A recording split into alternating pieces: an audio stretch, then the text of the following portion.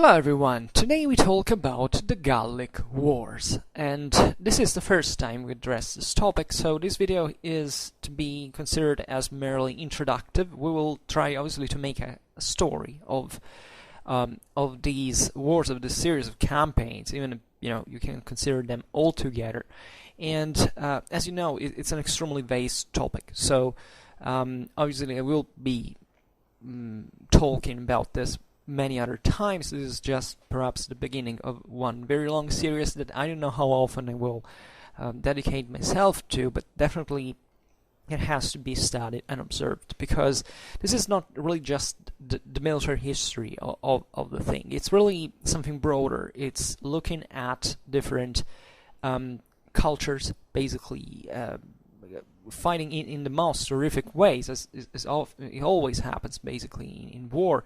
In a terrible, in fact, in a terrible series of violence that were carried out from both sides, and that whichever perspective you want to take is definitely to make you reflect on how here we're not picking sides, right? Picking, like being the fan of a team. If you're a Roman fanboy or a Celtic fanboy, just know that this video is not for you, because here we talk about serious things and not about your childish, emotional outbursts just to project basically what you think it's today's, values or understanding, or on something that happened 2,000 years ago, and that is actually a much more serious thing than how it's usually treated. Because I'm deeply worried. I'm making this admonition, let's say, before starting this, because as you know, I don't really read or engage myself too much into what I see on the internet, but it happens, because this is such a big topic that sometimes you can't avoid to come across it out here. And you realize that there is an extremely polarized view of this conflict, like many others, that at this point goes far beyond, because it has to do a bit... First of all, it's an inter-European conflict, so there is obviously something deeper that has, many meanings you can attach to even today, that really now we will not descend into, but that really make us reflect on how even to tell our own history. This is really a serious need that we also have to, for the generations that will follow, because we will have at one point to tell history from a common European perspective. At least as a European, I do see it as an improcrastinable duty, actually. And when you take this topics like for ancient history, mostly about Roman history, you realize that it's very easy to trace the dichotomy, right? Rome versus the barbarians, broadly meant as a sort of clash between two different views of the world, and etc. But it's way more complicated than that, and actually, and we'll try in part today to focus on this. I would love to leave you, at least if you already don't have such a perspective, with the idea that actually there was much more and very deeply and very rootedly in common between Rome and Gauls, and the general aims that they had. Here we're talking about a time in history when basically the moral state to the idea that the strongest had to win, that the vanquisher had a right, and a divine right, to basically rule over the defeated. This stemmed from the religious understanding of the time, that was perfectly, let's say, functional to the even most material dynamics of the society of the time. As always, as you cannot understand a religion or let's say material history if you don't know about each other, actually, because it doesn't make any sense, because each one is basically the reflection of the other at all times, in all times in history. So it's not the one or the other prevailing, but it's the relation between them that really matters. We're talking about two peoples that in this sense had very common roots. I mean, the Romans, if you look at the I don't know, the Celtic declension, it's basically identical to the second Latin one. We're talking about peoples that, despite really characterizing themselves in part, especially from the Roman side, actually, that is obviously almost the only one we know about, is that as different from each other. Actually, we're also quite similar as themselves. The myth that we like to stress today, that basically Rome was something radically external to certain dimensions of Central Europe, like the Celtic world and beyond, is wrong. Is wrong historically speaking. This culture stemmed from very common ground, and they had the same ferociousness, I would say, that the same lack of scruples, the same intelligence, as the same tendency to consider the world, in fact, as a confrontational environment, as a world where war was the at least the elementary dialectics of any political entity at that time. Concepts like glory, honor, duty were deeply rooted at the time, and they also the same thing. So I'm saying this because in the second half, especially of the 20th century, it's been spread this idea that the Romans were basically the Nazis of the situation, who started basically slaughtered this poor hippie-like Celtic civilization, and otherwise was so advanced that the Romans basically stole everything from them, and they tried to hid it, conceal it. This is pure and utter garbage that unfortunately has taken root in many environments, and that's why I discourage you deeply to listen to this video if you're a Celtic fanboy, but as much also if you're a Roman fanboy, because here we're not hiding anything. Here we're telling the story of the Gallic Wars in the most brutal but in this sense objective way, and there is no point of considering history in this sense like good and evil, but in the first place to understand why these things occurred. So I hope that I will not have to repeat this again in the other videos. I already know I will do it sooner or later, but it's important to bear in mind, because otherwise it's not history, it's just your fantasy and nothing else. So today I think we would start from let's say from merely military historical point of view, but obviously we have to give some background of source. So the Gallic Wars, obviously were fought between 58 and 50 BC, a time that was of dramatic importance for the Roman Republic, but also for, in this sense, the relations, the fate in many ways of the populations that surrounded the Roman domination, that were falling progressively into it. So when we look at the Gallic Wars, first of all, bear in mind that we have one source, that is the Commentari de Bello Gallico. By the way, today every kind of Latin pronunciation will be in restituta, that is what we think it was classical Latin about. So if you hear some strange sound, it's maybe if you're not acquainted to something different from the ecclesiastical pronunciation, please bear in mind that I know it may sound weird, but I won't be using ecclesiastical pronunciation for 1st century BC. Always given that it's very conjectural what that or really was about. In any case, the commentari are particularly precious simply because they are the fundamental source on it. It's not just the principal source, but it's really the fundamental source on the Gallic Wars. Obviously, other authors wrote more or less extensively about this conflict, but nobody can top Caesar, obviously. That in this sense should be conceived not just like the general, the commander.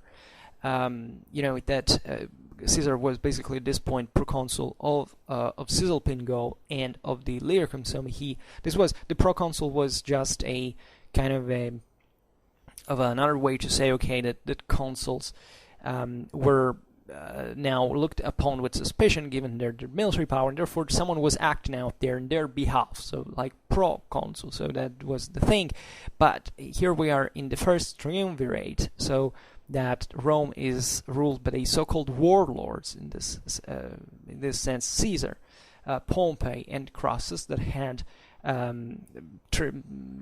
shared fundamentally the parts of the Republic with their power clientele. Caesar was the let's say at this point the least successful one. All right. Pompey detained the greater military power, through Crassus the greatest wealth. Caesar was hungry and but also very ambitious, very intelligent, very capable. And the Gallic Wars are the defining moment in his career. Let's put it in this way. Caesar should be seen in this sense more like a politician lent to war. The idea, sometimes you see you know that there is this very widespread, and also this is another prejudice that is really deeply rooted, that Caesar was somehow the best general in Roman history. This is absolutely not true. There are far better commanders throughout Roman history, starting from Scipio, but Caesar, in this sense, I mean, considering him just from a military point of view, is basically a pretty solid element that makes you understand that you probably don't know much about the Roman politics, principally at this time. Caesar was much more than a commander, and wasn't primarily a commander. He basically transformed himself into one in order to achieve something that was a much greater goal. In fact, we will see now that the Gauls didn't quite present any real threat to the Roman Republic at this point. Caesar manages to interfere into their policy and to eventually conquer this, and not just Gaul, because Gaul is a name, obviously, because given to the Gauls proper, but it was ethnically composed, as we're gonna look at, meanwhile. But and the conquest of Gaul is this pivotal moment in the late Republic, into which Rome really gives itself finally a truly continental dimension. As in Europe, as an empire. Up to that point, it had gravitated roughly into the Mediterranean, right? At least in the major directions of expansion. Of course, the Romans, as originally coming from this mostly Italic background, had their own similarities. In fact, as we were recalling at the beginning, with the even with the Celtic populations, that in fact many of Caesar's legionnaires effectively were already Celtic or Celtic origin, having being recruited in Cisalpine Gaul in part. So being fundamentally the descendants of the Roman settlers and the Celtic population. So and as you know, even this great block of Gaul will contribute enormously, especially in the 1st century AD, but even starting from the late 1st BC, actually, to make up Roman legions. Like by the 1st century AD, like 30% of Roman legionnaires came from Gaul, right? With various descent, as we've just said, in the case of Cisalpine Gaul, but still being integrated in this group. Different provinces had different histories.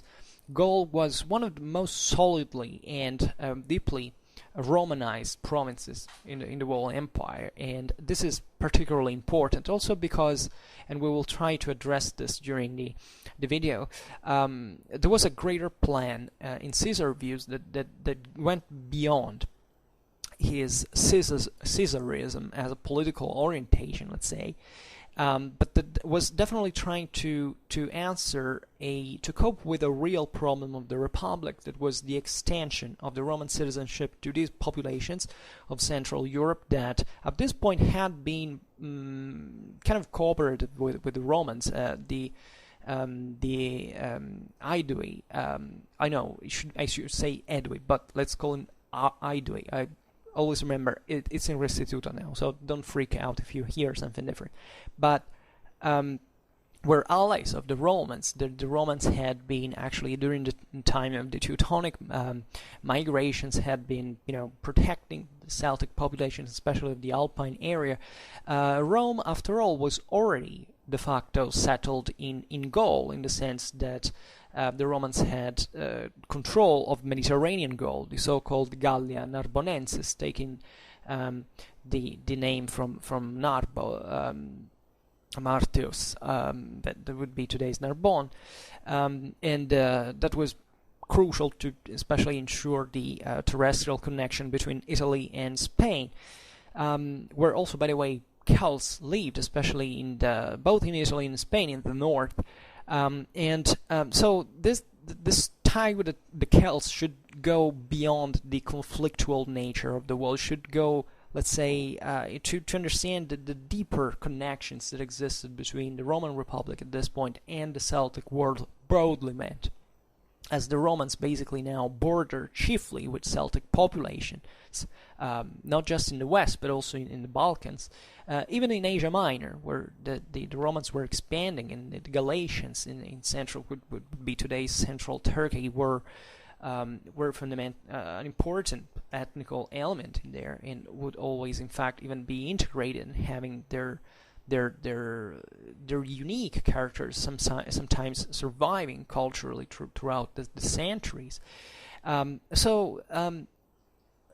given this picture, the Commentari del Bello Gallico have to be read not just from a military point of view, but obviously thinking about the political meaning of it. That was for Caesar the necessity to actually expand the Roman citizenship onto the Celtic populations to keep fueling the Roman military machine, because that's really the great, that was really the great pivot that had rendered possible for the Romans to expand so much. If the Romans had not been extending their citizenship, they would have not gotten out of Latium.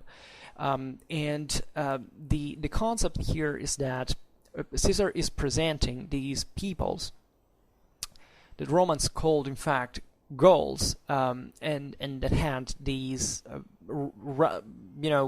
relatively difficult ethnical, really, let's say, difficultly definable ethnic, awareness. Let's say that there was probably a sort. I believe that even the separation between the Celts and Germans is based on some ground of truth, even from the base of the same populations. But otherwise, we don't know really much what the story is. But the concept here is that while slaughtering them, because Caesar slaughtered at least hundreds of thousands of Gauls in the process of the conquest, well, he was still advocating for Romanizing these populations. And the hottest debate in Rome had been in last generations, in fact, the expansion of the Roman citizenship to, for example, the Cisalpine Gauls and all. So this was meant, obviously, to keep fueling this political and military machine of Rome from perspectives that obviously divided the society, because from one side there were essentially the optimates that were,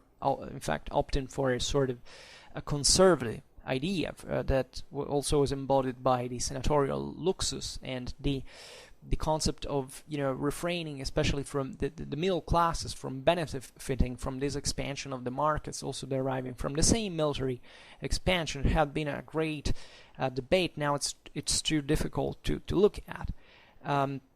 Caesar was, as a popularis, let's say, there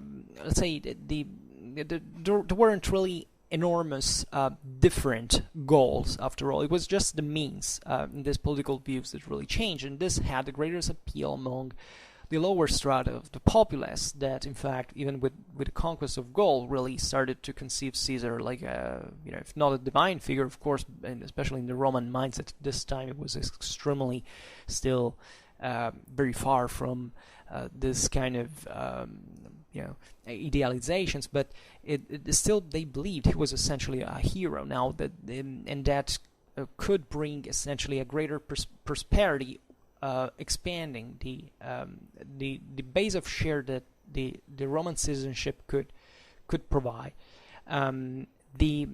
in fluidifying the whole system. Now it's difficult. I should have not gotten into this, but it's still important because you can't read the commentary just as the need for for, let's say, for the appeal of Caesar to the Romans, also chiefly the oligarchy, also because it's not the commentary are written in a language that is fairly easy to understand, but obviously he's not talking to just the average Italic peasant. He has a greater a higher target in this sense, to make you understand that there was a lot of profit to make, to observe that Gauls were ready for Romanization, that they could be effectively integrated. And Caesar, in perspective, was actually right. He didn't actually live long enough to see that happening, but let's say that the integration of the Gauls was one of the most successful elements of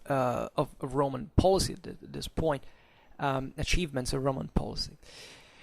So, as I personally have read the commentary, I think twice, and now we can't go in great detail with every single thing, but I had even to reread something in the meanwhile, but so we'll try to stick to the basics. So for anyone who knows about this work, there is the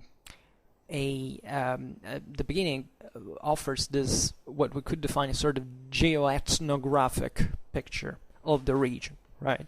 So this great, fundamentally Atlantic region of Europe that is characterized definitely by sort of backward associative life and political instability, right?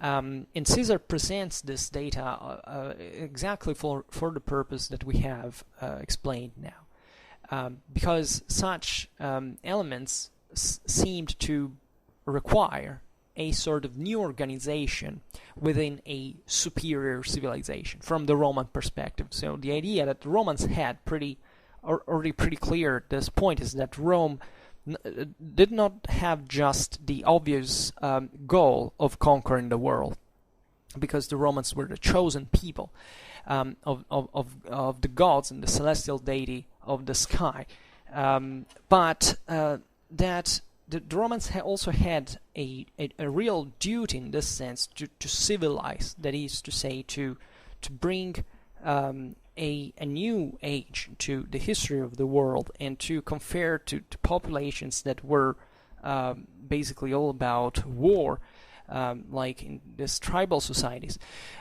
to a civil, ordered manner that could be in this sense controlled by Rome in a peaceful way, from which therefore Rome could draw, say, unopposed its benefits, its due, right? And that's really how it happened at the end of the day. And we know how brutally achieved was really the Roman Pax, right? The Pax Romana. But at the same time, and that's not really just a myth, in the sense that you remember when ubi solitudinem faciunt pacem appellant. Well, that's not really very far from true. Actually, the Gallic Wars are a proof of this. The Romans slaughtered entire populations. It means that it's not that Europe was particularly crowded at that time. So it took a lot, and that's why even looking at these perspectives, it's important, because the Romans were perfectly aware of their capabilities. When we look at the Romans or the Gauls, we're not talking about intrinsically, better or worse, I'd say individual perspectives in terms of the Gauls were essentially massacring each other, or in their raid warfare, just as bad as the Romans would do. The only difference is that the Romans knew how to do it in a way that the Gauls didn't. So, and that is valid for many other populations. So there is really nothing strange at this point, even to consider the Gauls specifically. By the way, among the Celts were definitely the most advanced population, as a people that didn't have a stability, and that therefore, such as often happens historically speaking, they could be easily brought under a greater order, greater power, right?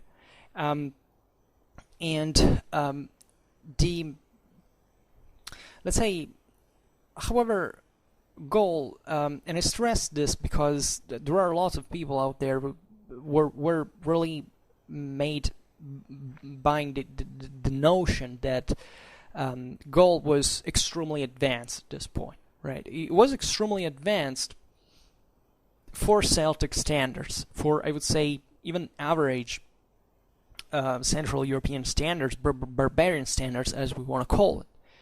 And the idea is that, however, they weren't absolutely a comparable society in terms of development to the Romans. The Gauls, on average, were pretty primitive, and there was a very big gap between the Romans and the Gauls. Whoever tells you, oh no, the Romans stole all the technology, all the know-how, the druids had figured everything out, just look at the Roman equipment, it's all stolen from the Celts, it doesn't actually mean anything.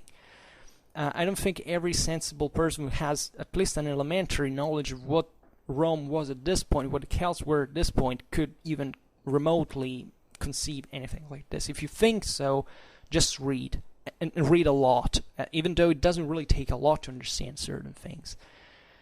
Gallic society was basically, at this point, more advanced because Gaul was wealthier. I mean, there is no doubt. This very wide and fertile Atlantic plains that characterize, even still today, modern France are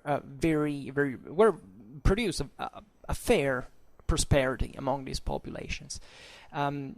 Wealth was, let's say, fairly well distributed as well, but at the same time you find certain phenomena of social stratifications that in fact happen exactly in the wealthiest areas of Gaul, especially in the south. There is also another important concept to bear in mind here, is that many people believe that, like having been in contact with the Greeks and the Romans, etc., these populations of continental Europe were kind of more developed in the south than in the north, at the point that they were practically assimilable in the south to these other great civilizations. It's not really true. It's not really true. Actually, Celtic society was pretty much homogeneous throughout all over the geographical locations.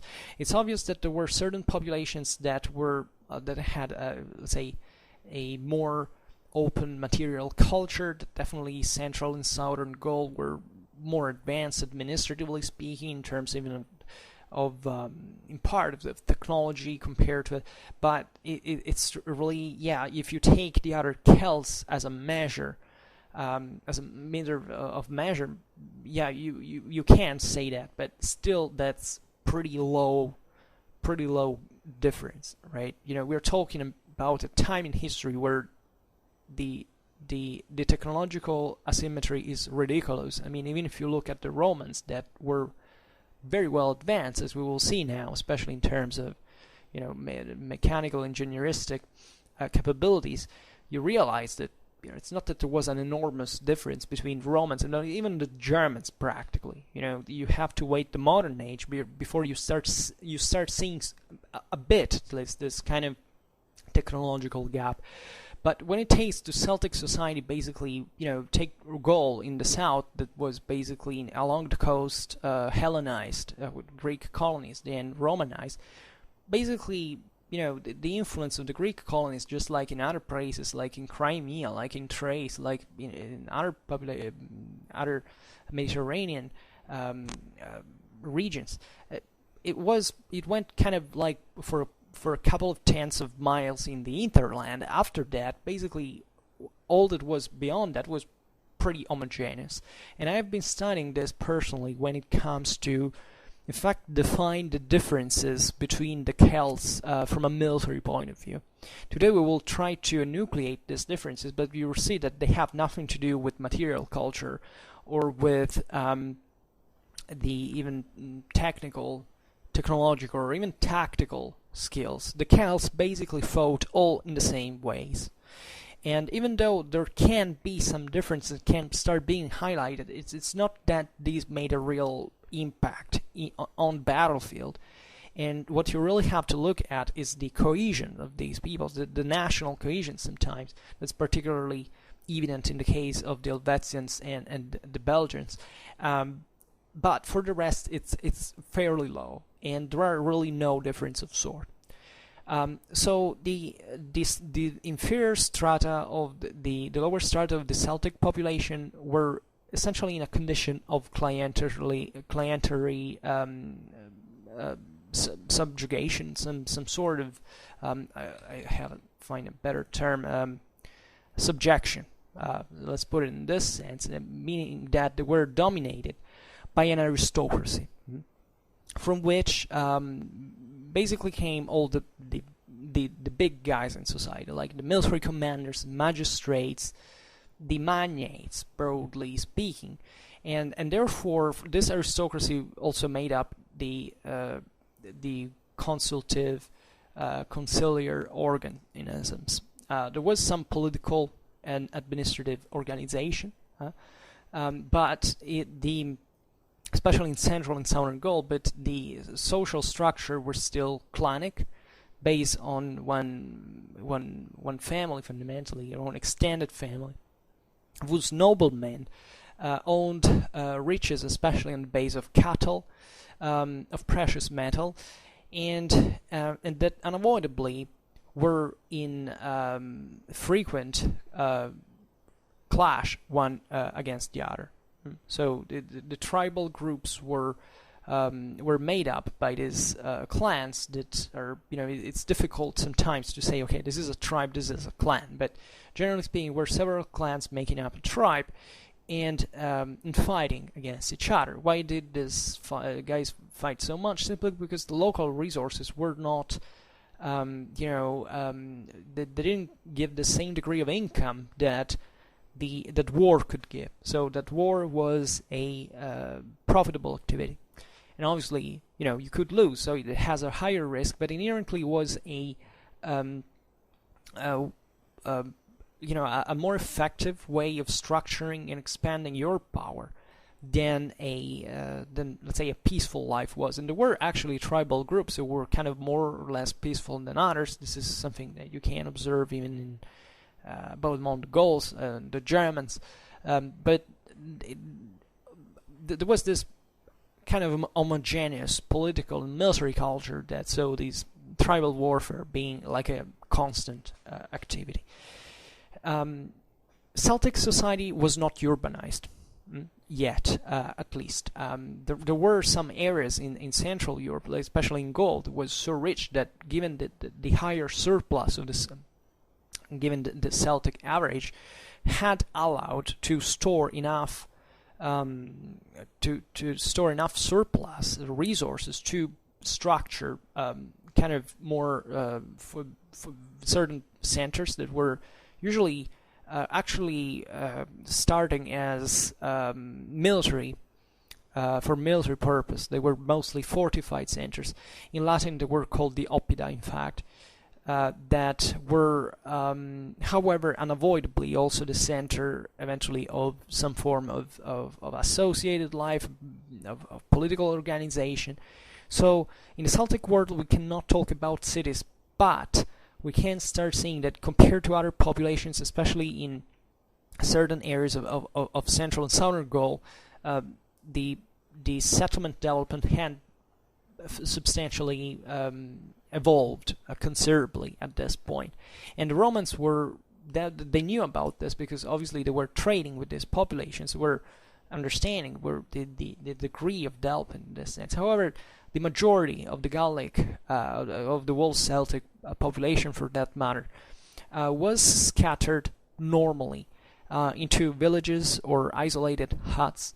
There is a difference even within the same Celtic world between the elites, like of the most powerful tribes, living in a sort of proto-urban context, like when they own great amount of resources that they can use, redistribute to feed their clientele, to expand their power.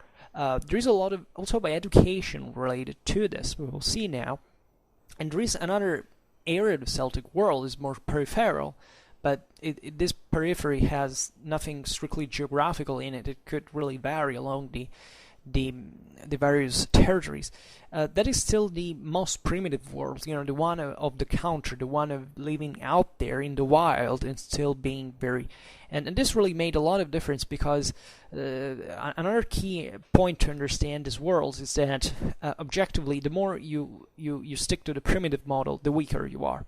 The myth that the warrior culture is somewhat inherently stronger from a military point of view is false. The Gallic Wars are probably one of the brightest examples in history of this. Is that more developed forms of political and social organization bring to more effective means of command, of control, and of even of intellectual capability. In the Celtic world was not entirely devoid of this, of course, as every society basically has in here. But in the case of the Celts, there was also this other dimension that pertains chiefly to the religious one, where religious power, in fact, was managed by the druids. The druids were the sort of, we can't call them priest class, a sacerdotal class that granted, that was extremely important in that type of world, because it granted the continuity of the oral tradition that was normally handed down generation by generation, in fact orally. And the idea is that the druids did this even for kind of preserving certain knowledge that could give them power. There is all a world beyond the druids. Actually, we know that the Romans knew many druids. Cicero wrote with a druid. Octavian would know a druid in person. I mean, this obviously Caesar surely met many, and these were highly educated individuals. They were definitely thought-provoking. There are lots of speculations about what, in fact, Celtic civilization had really accomplished in terms, especially of understanding of astronomy, of geometry, of this, even probably some sort of mathematical skills. And that's how far Celtic society went. We don't have to think of who knows what hidden in terms of of technology, of power, all this stuff that the Romans allegedly stole. The Druids were, the Druids eventually were persecuted by the Romans. The Romans, as you know, were relatively tolerant for the time in terms of religion, but the Druids, at one point, especially after the conquest of Gaul, even of Britain, were sometimes the depositories of the ancient, the leaders of, or at least those who fueled with their preaching, with their cultural authority and prestige, their resistance to the Romans, right? So they were hunted down and slaughtered by the Romans. Many people talk exaggerately by saying, this was a cultural genocide. Really not, because the Romans really didn't give a damn about the Druids were doing, as long as they didn't create actual serious problems to the public order of the Roman held territories. So let's even be cautious to the way we use words. Genocide is not a lot of people killed. Genocide is not something that just only because it hits someone. You can't call it genocide. Genocide is something that is willingly brought upon it for that specific belonging. The Romans, if there was a people that didn't give a damn which kind of thoughts, customs, language, beliefs you had, were the Romans. Because they were interested in only one thing, that you kept their provinces peaceful. If you created problems, you had to be knocked out. Otherwise, there was no reason they had in any way to damage, by the way, their own territory by carrying out such repressions for no reason. So the Druids were also associated with divinatory faculties. They had all this contact with, with the sacred dimension. How in so many cultures it's really like in the Roman one existed. and they probably had the druid wasn't also like what you find in Asterix, like the the bearded guy, the old guy that goes out there to search for herbs and stuff like that. Obviously they had also huge knowledge in terms of nature, etc. But that was fairly widespread. But they were actually sometimes even warriors. They were part of the same elite. Actually, many chieftains, Celtic chieftains, they also had received a sort of druidic training in some form. So it's very complex. Maybe one day we will be able to go a bit more in depth to this. And in fact, because of this, the importance of the druidic case, you can look at they had judiciary competencies, for example. They could launch religious interdicts. They could condemn, sentence to death those who were guilty of crimes. They had this very strong political, juridical role besides strictly a religious one, as it's really normal in any religious context up to a certain degree.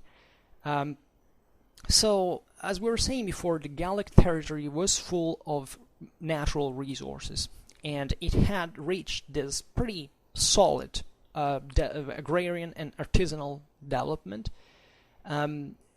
Especially the width of trade was favored by the routes of communication. We will look at it even through the coins, right? There was this big wide net of Celtic oppida that were connected progressively to these roads that obviously the Romans exploited afterwards, but also in there's a lot of Celtic revival. It says, well, the Romans stole the Celtic, the road technology they had from the Celts. Well, no, there is no comparison between what Roman roads already were at that time and the one of the Celtic world. What the Romans did, like any sensible civilization anywhere, like just the Macedonians had done with the Persian royal roads in Asia, etc., is simply to use roads that already exist and to implement them. Actually, absolutely, Celtic roads were anything like what in Gaul what would become actually under Roman domination. With the paved system, the Celtic roads required a lot of maintenance. They rotted down easily. They were built in with kind of the perishing materials, etc. There is no comparison about this, but this deeply favored actually even the same Roman conquest, because also this road net was fundamental for the very swift movements of Caesar throughout the Gallic territory that could have not been able, to have it like in Germany, for example. And naturally, these nets were also part of the more developed areas, as you can imagine. By the way, the importance of the trade had developed those mathematical applicative knowledge that we're talking about before. The Celts did use coins, as we've seen. Hell, they even knew Greek. When the Helvetians pack everything up and they go away from roughly today's Switzerland towards the west, and they're defeated by the Romans, Caesar founds all the inventories that the Helvetians had made of all the stuff, or the cattle, of the people, the goods, etc. they were bringing outside of them, and they were written in Greek. Now, this doesn't mean that the Celts really lived into a literate society, but they still knew how to use those symbols, those means, because they were kind of more readily, disposal, capable, let's say, of adopting them, given the size of their trade, the consequent organizational capabilities that were required. But that was still, written writing, and all this stuff is still something that begins in a very pragmatic way, right? Not because of the way we could conceive literacy in Rome. Rome was from centuries way more literate than any of these peoples could ever dream even to be. So, and these are important things, because I'm sorry I'm insisting on this so much, but it's when you go out there and you read certain things, I'm personally worried because there are even books who state that basically the Celts had already figured out everything. Like even and I don't know would really publish these books, because evidently, if you find someone who allows you to do it, it's also because you hope there is someone who buys that. And I fear that given the outrage unawareness, let's say, in historical, lack of historical culture in general, there are many people who can't relativize on these things and saying, oh well, but we don't really know. No, actually we know. And the sad thing is that if a person who says this doesn't know, will be able to talk about this, because otherwise there is no way you can conceive this. And I'm sure there is gonna be someone out there who says, here's the guy who's still believing into Roman stuff. I don't give a damn about it. I'm not paid by anyone to say what I say. I think I have some decent understanding, at least, of certain aspects of the story, and I don't really believe that those things are true. Also because there's no real debate you can even start to build around nothingness, because also the lack of evidence, the lack of any source sometimes is what it is. If we know something about these populations, is in fact because the Romans or the Greeks wrote about them, but this doesn't mean at all, given the huge amount of archaeological evidence, etc., that you can't claim stuff like that, because there is no point in doing it. If you think such things, you basically grossly ignore, like even the essentials of what history is of the ancient world, but not only at this point.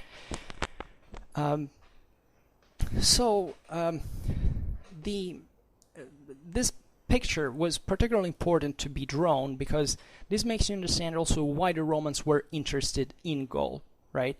The Romans at this point had this great potential that was unmatched, especially after the Marian reforms. Rome has surpassed the chronicle shortage of manpower. It is able to revive its expansionistic capabilities, and Gaul definitely represented one of the most enticing, one of the most promising perspectives to imperialistic projects. And even if Caesar obviously also makes his own, he writes for partly obviously for himself is trying, is showing us, is presenting the story to basically that as he had gotten in Gaul to defend the Roman province, the Narbonenses, and the allied peoples of Gaul from certain threats. Now, part of this is true, part of this is wrong. Obviously, Caesar was basically building at this point his private power. Was a very few reason for which the Romans could legitimately invade Gaul at that point on the base of a real situation. But we'll see that especially the Germanic expansionism was posing really now a real threat to peoples that were in fact allies of Rome, and this was an important thing to an important occasion to capitalize upon, right? And we can say that if Caesar had not been there, if the story had taken another path, maybe Gaul would have gone on for how much other time, like 50 years, 1 century, but sooner or later there is no comparison between the resources that Rome could move and the Gallic capabilities. It's true. It's the same Caesar that says at one point, especially during the revolt of Vercingetorix, that basically if the Gaul had joined all together, they could have not been stopped by any people on earth. But also Caesar is putting there a bit of poetic details just to to make us understand, looking all at his achievements in enterprise, but still Gaul as united as it could be, it could have not really be a match for Rome, and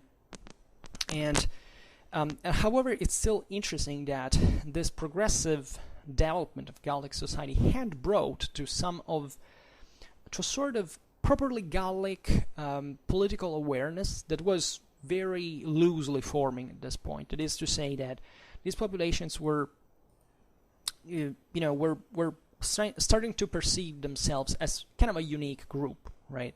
When we talk about the Galli, the Gauls, as the Romans called them, there is an evident geographical definition you can make. I mean, from one side you have the Pyrenees, on one side you have the Atlantic Ocean, from the other you have the Mediterranean, from the other side there are the Germans, then you have the Channel. So Gaul is, a pretty, clearly identified place, especially aside from the eastern border, this bit mixed, blurred with the Germans and all, but, Gaul is something defined. It has these common features. It is something that the local elites start to look upon, like especially for expanding their own personal power and claiming a sort of unique Gallic identity that in part existed. I mean, if we look especially at certain, I made a video on so-called Celtic totemic animals, that in part is, totemic is a bit of a abused term in there, but there was a sort of kind of a Gallic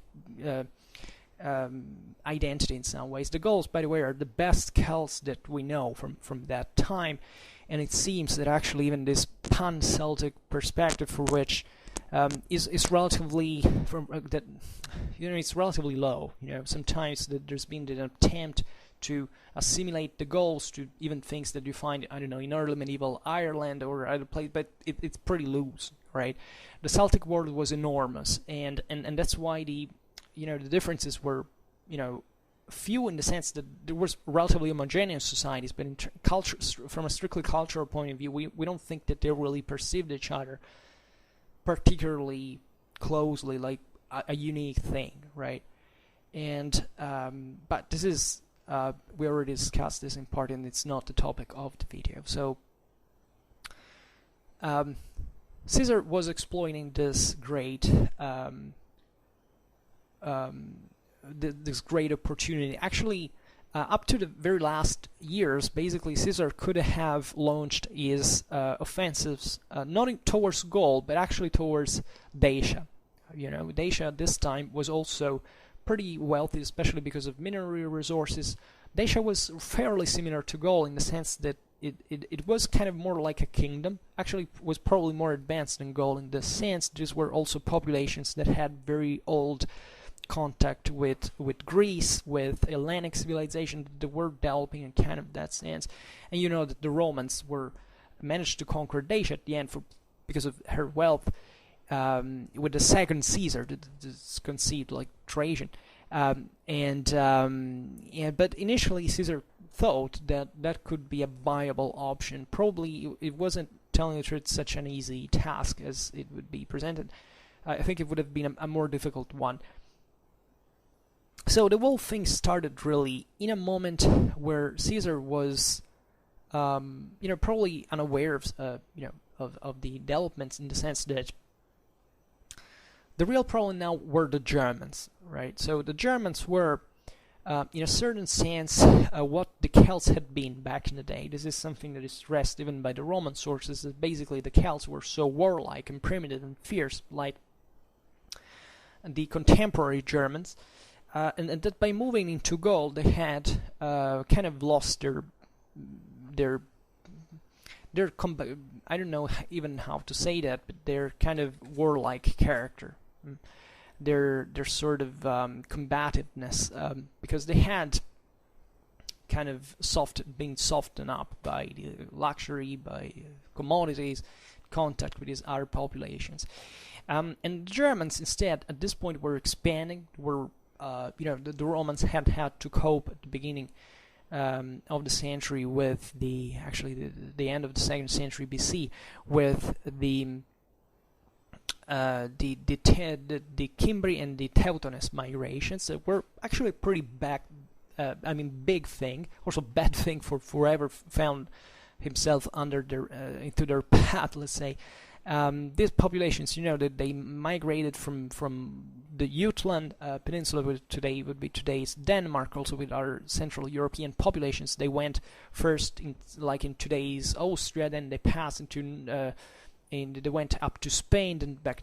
They ravaged Gaul, by the way, and that was very important because it had caused, in part, even that same Gallic awareness that had basically Gaul had been open to these conquerors without much happening because Germans basically defeated the Gauls without many problems. Eventually, the Romans managed to defeat this Germanic wave. But that had been something very impressive. In fact, since at this time, even the Roman legionaries during the Gallic campaigns, before meeting the Germans, they still were, alarmed by the idea of fighting against the Germans because they thought of them like kind of terrible monsters and extremely fierce warriors. And the same Celts probably didn't help them into the matter because there were voices around even to go proper about the Germans. And obviously also in here Caesar is probably embellishing a little bit thing, but that's nevertheless there's always a kind of a base of truth to this.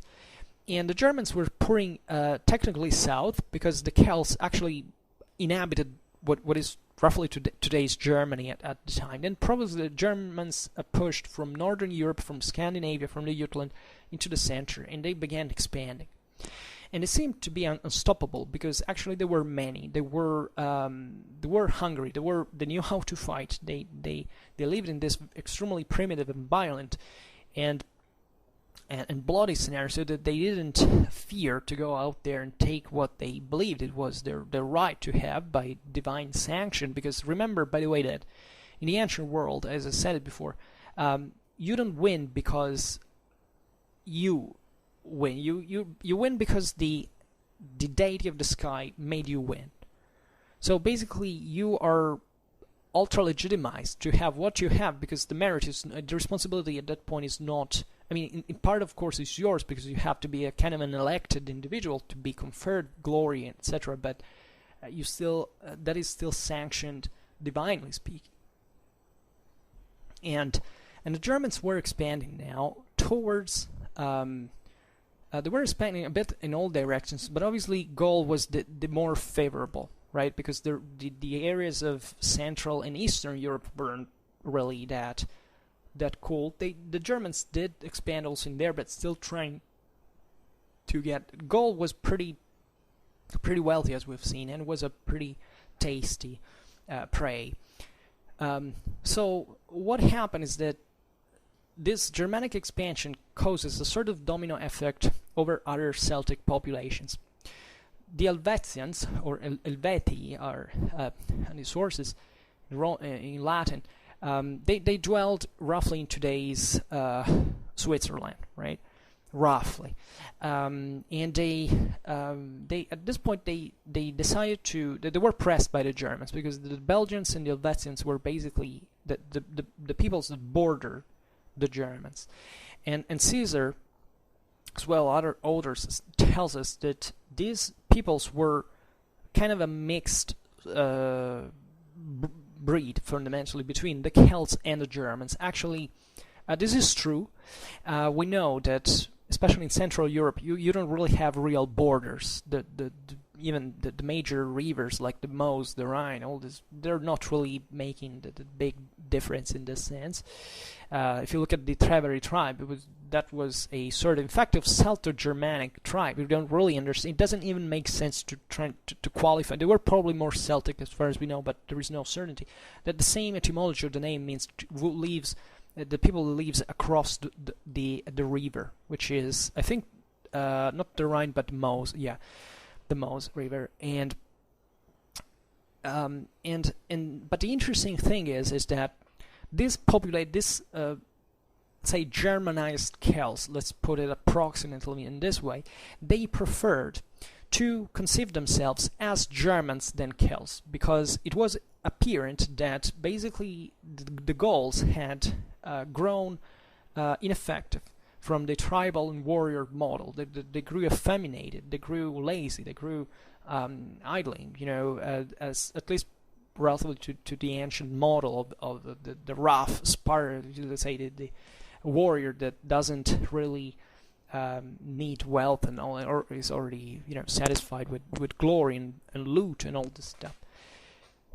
So that they preferred even this kind of Germanic legacy over the Celtic one, ideally. And incidentally, the Belgians and the Helvetians were the Celtic populations with the highest military average. That is to say that these were some of the most, they were basically the most cohesive tribal entities existing in the Celtic world. If you want to look at the finest, strongest tribes in Celtic world, those were the Belgians and the Helvetii, and the Helvetii, or the Helvetians in English. And Caesar says that the reason is that basically they fight almost every day against the Germans. So, but it's a bit mixed. Obviously, it is true in part, but it's also because they were relatively poorer. They had therefore this higher reliance on warfare. They were definitely more pressured. The metus hostilis against especially the Germans had deriving from the Germans had molded them in this more cohesive and structured fashion. They were more effective, and the Helvetian migration causes now problems, right? Because they abandoned the Swiss plateau to move westwards towards the Atlantic Ocean, towards the sea, and in the middle there is Gaul, right? And what happens is that the Helvetians cross the Aeduan territory. They have this basically this dilemma. They have to decide how to do it. Now, it was normal, first of all, for Celtic populations at this time to pack their stuff and move. These populations were fairly settled now, but they could still be on the march. The Celtic, the Celts had done a bit what the Germans were doing at that point. That is, they had been expanding. They had, from Central Europe, they had occupied Gaul, northern and central Italy, northern and southern Spain, all the Danubian region, up to the Black Sea. They had gone up to Thrace. They had even pillaged Greece. They went up to today's Turkey. We said before, with the Galatians, into central Anatolia. So they had been kind of globetrotters, and at a certain time they stopped now. But it was still normal to have this kind of semi-nomadic mindset in mind, for which if locally there is a threat or there are not enough resources or there is a better option arising, you can't go away. You can't go take it. So that's what the Helvetians do. And they have a dilemma because they had to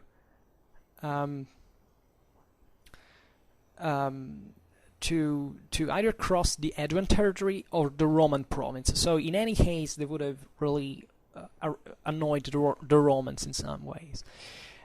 Caesar, in 58 BC, was at this time hiring new troops in Cisalpine Gaul, because, as you know, Cisalpine Gaul at this point was becoming really the military balance, even of the Roman Republic. It was one of the most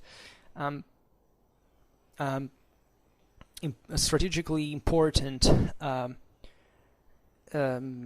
regions of Rome, even during the civil wars, the one of Caesar and also the one of the Caesaricids, and even between Octavian and Mark Antony. The control of Cisalpine Gaul was vital for the control of Italy, especially, and the military resources of the Republic. So here, we can't explain the reasons now, but say was still partly in this almost not completely Romanized character of the province had played its part into the story.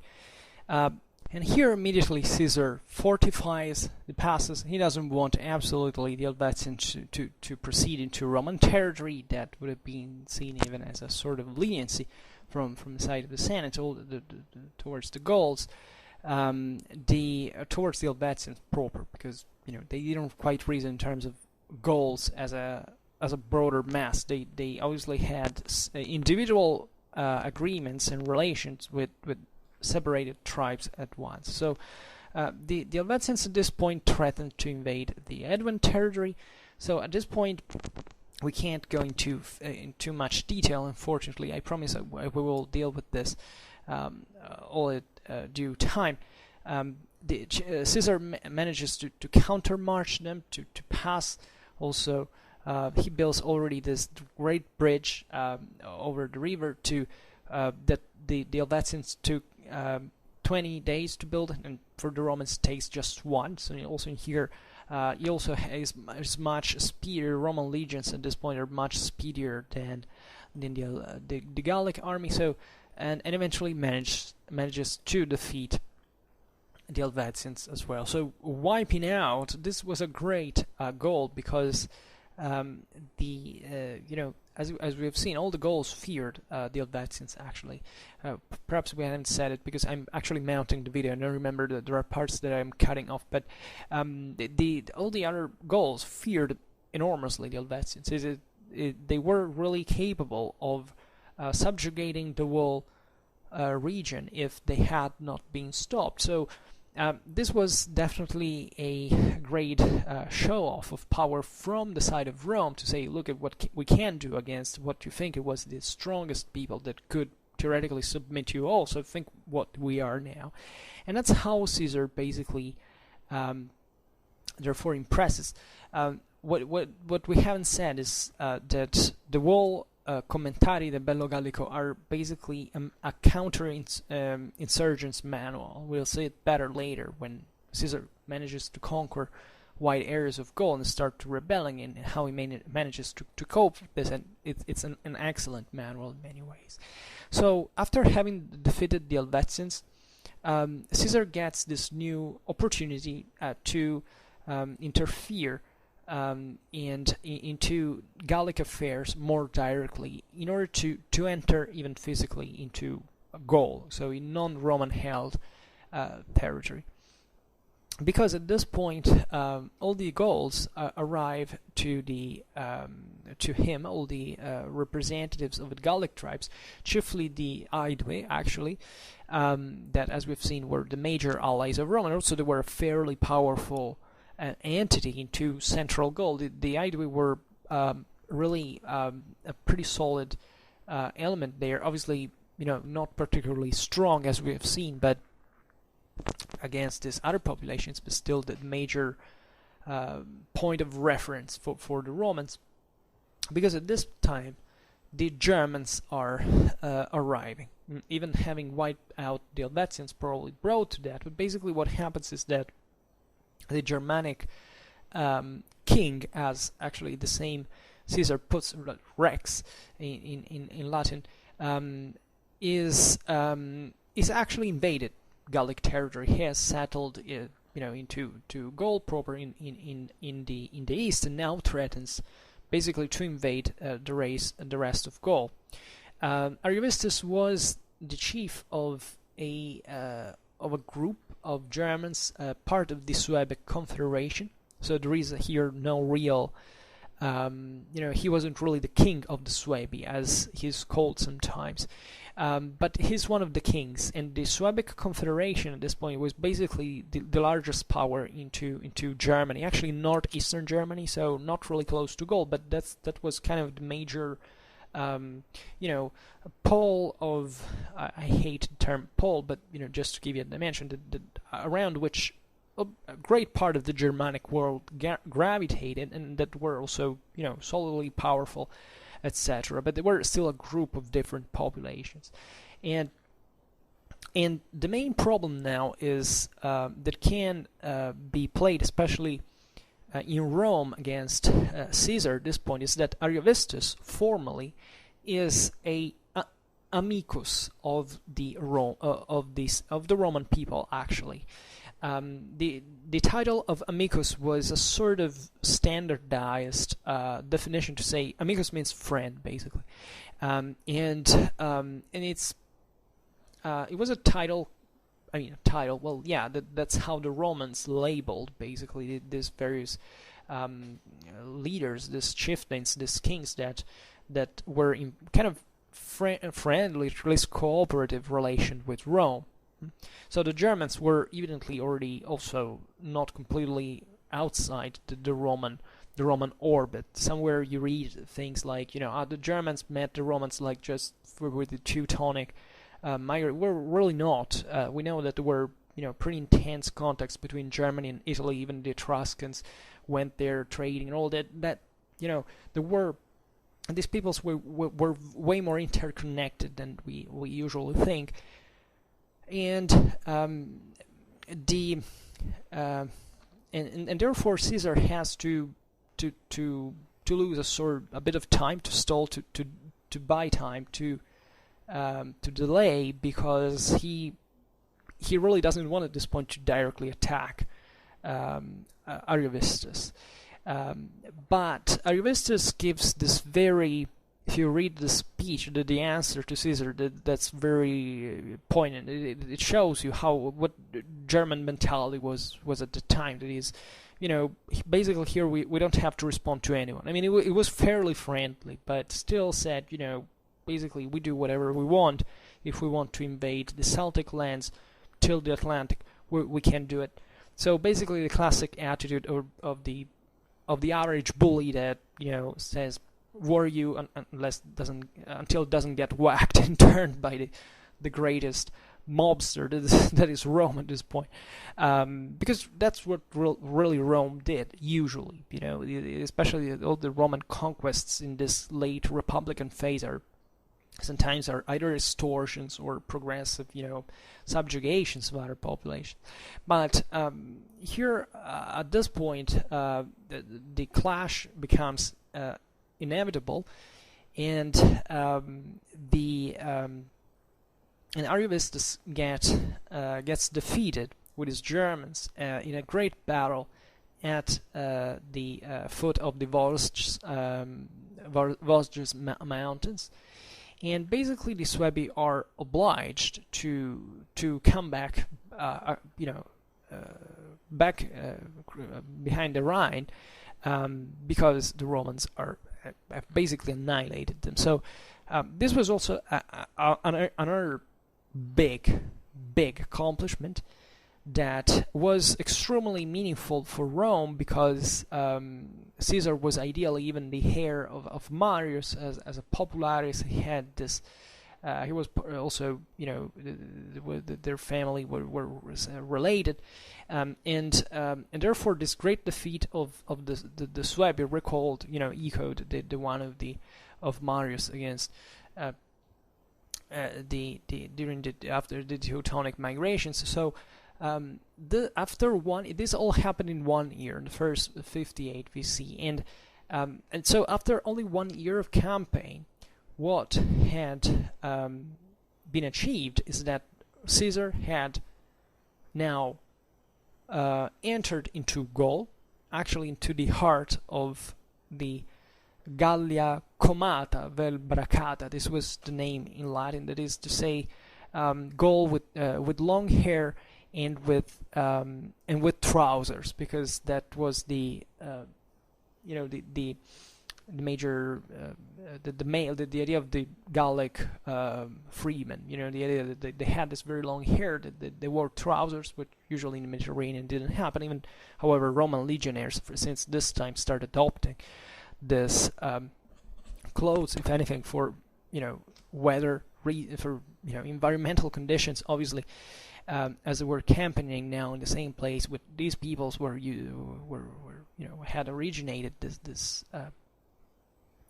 way, and therefore he stands into Gaul with his legions, having defeated both the Helvetians and the Suebi that were the major threat to Gaul, and therefore having now a pretty solid power. Caesar spends his winter with his legions in Vesontio, which would be today's Besançon, and this stay, the idea is that staying into one territory, spending the winter into one territory means really at this time a high degree of military control of the area, right? Because normally warfare was, technology at the time was largely seasonal. during the Gallic Wars, like in some also the most ferocious conflicts of the ancient world, medieval history.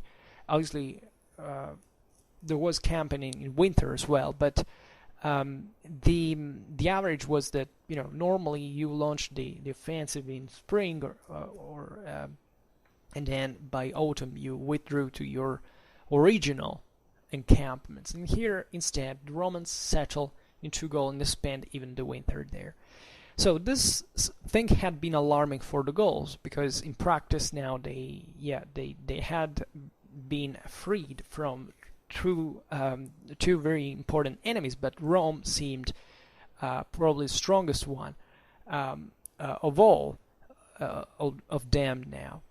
And the other people that at this point doesn't really digest this and decides to rebel are the Belgians. The Belgians dwelled into the regions of today's roughly northeastern France and Belgium and part of the Netherlands, and this is the other populations. The population as we've seen was particularly fierce and warlike. They were somewhat more primitive, probably even from terms of cultural, especially. But they were more cohesive, right? They still, just for making an example, they still had chariot warfare. Now, the majority of Gauls, especially in center and southern Gaul, had abandoned chariot warfare. Chariot warfare was something that still existed only at the outskirts of the world. In some of the most primitive places it existed in Britain, it existed in North Africa, in the desert. In this outskirts of the world that now had gone far beyond chariot warfare. That was something that was into its heyday during the Bronze Age, and that had long now being surclassed by the toughness of organized and thickly packed bodies of infantrymen that rendered chariot warfare useless. In fact, basically when the Celts had invaded Italy into the 4th to the 3rd century BC, they still had chariots. Now they basically had abandoned it, because even their infantry had progressively strengthened. That is a trend, for example, that you can see into Celtic warfare. In fact, they're not. I'm sure chariots might have been occasionally found, but it was not a characteristic element of Celtic warfare, generally speaking. And the Belgians, just like the Britons, still used it. But at the same time, the Belgians were renowned for their very strong infantry. There were some tribes like the Remi that were specialized into cavalry, but they were mostly about infantry. The rest of Gaul was a bit more about cavalry, but we will see later basically what this cavalry was effectively about. Actually, we can see it immediately now, because the idea is that the Celtic cavalry was somehow dreaded and fearsome. This is actually false. This is a myth that was fueled through the Roman sources, because the Romans usually didn't make large use of cavalry. But the myth, the notion that the Romans had kind of weak cavalry is purely a myth. From all we know from Roman cavalry, they had it in tiny numbers, but the ones they had were pretty good.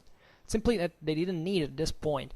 Especially in the second half of the 1st century BC, all the auxiliary forces, basically, the Roman legion was basically only about infantry. They had this tiny body of cavalrymen, maybe some archers, especially that were still foreigners, however, that were attached to, especially in Caesar's armies, like Balearic slingers, to the effectives of the legion proper, as usually they were instead something detached from the legion proper. But therefore the Romans used someone else's cavalry, and this was normal at the time. It really derived from certain social and organizational problems of the Roman army, that of the Roman world, actually broadly meant, that didn't make it necessary for Rome to have her own cavalry at that point, when they could draw it from other populations. So the Celts didn't really have a strong cavalry. Sorry to disappoint whoever thinks about this, but Their cavalry was simply numerous. By the way, the degree of quality of this cavalry could really vary wildly, but on average was poor, and we have to be honest about this. It was poor simply because it lacked what it lacks. To every single formation to be effective, a single unit to be effective, was lack of collective training. Basically, you can get, with a certain degree of approximation, everything down into, the most developed military in the degree of collective training. The Roman legionaries at this point didn't look anything even, and they weren't conceptually much different as individual fighters from a Celtic chieftain. They had basically the same equipment, and definitely, especially during the Gallic Wars, this was, increased, because if anything, the Romans would take large numbers, as we know, of Gallic weapons, etc.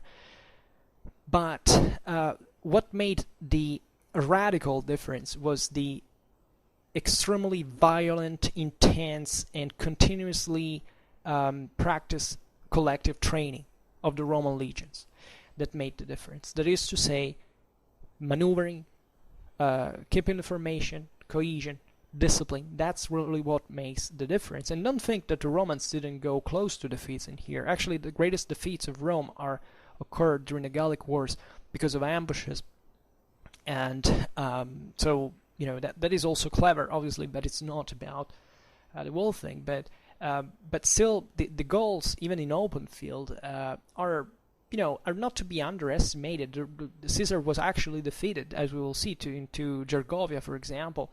There were other crucial moments at the Battle of the Sambis River, in which Caesar could have been really killed, and his army wiped out. So there is no the Gauls do not have to be underestimated, but the reason why the Romans during the Gallic Wars also managed to defeat so many enemies at once, obviously Caesar maybe inflates a bit number, but we see that obviously the Celts were playing in their homeland. They could raise so many troops at once. We know that there were these massive cohesions, especially these massive coalitions, especially the last one in 52 BC, one led by Vercingetorix, were enormous, right? And the Romans were most of the times in numerical inferiority, and they make it because they have a higher training. That is not to say, the Romans had the gladius and then the pilum and all the equipment and all the work. No, it was about collective training. In other words, it was what the unit was doing.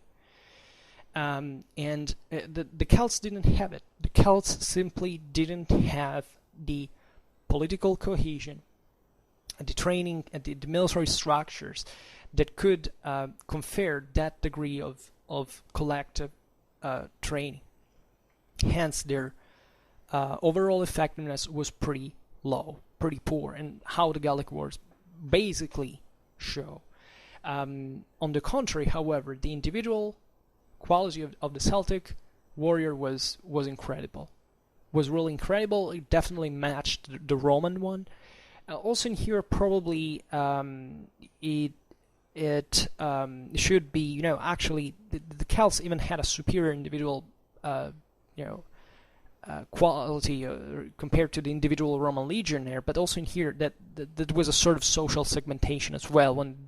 When the idea that the Celtic society had kind of degenerated from the model also passed through social stratification. That is to say, the Celtic nobleman that can train because he has resources, because his family pays for it, because he's a leader of men, because he knows how to do it, is obviously a very high. These guys were trained with all weapons, etc. If Vercingetorix had to fight against Caesar 1-to-1, Caesar would have been butchered down.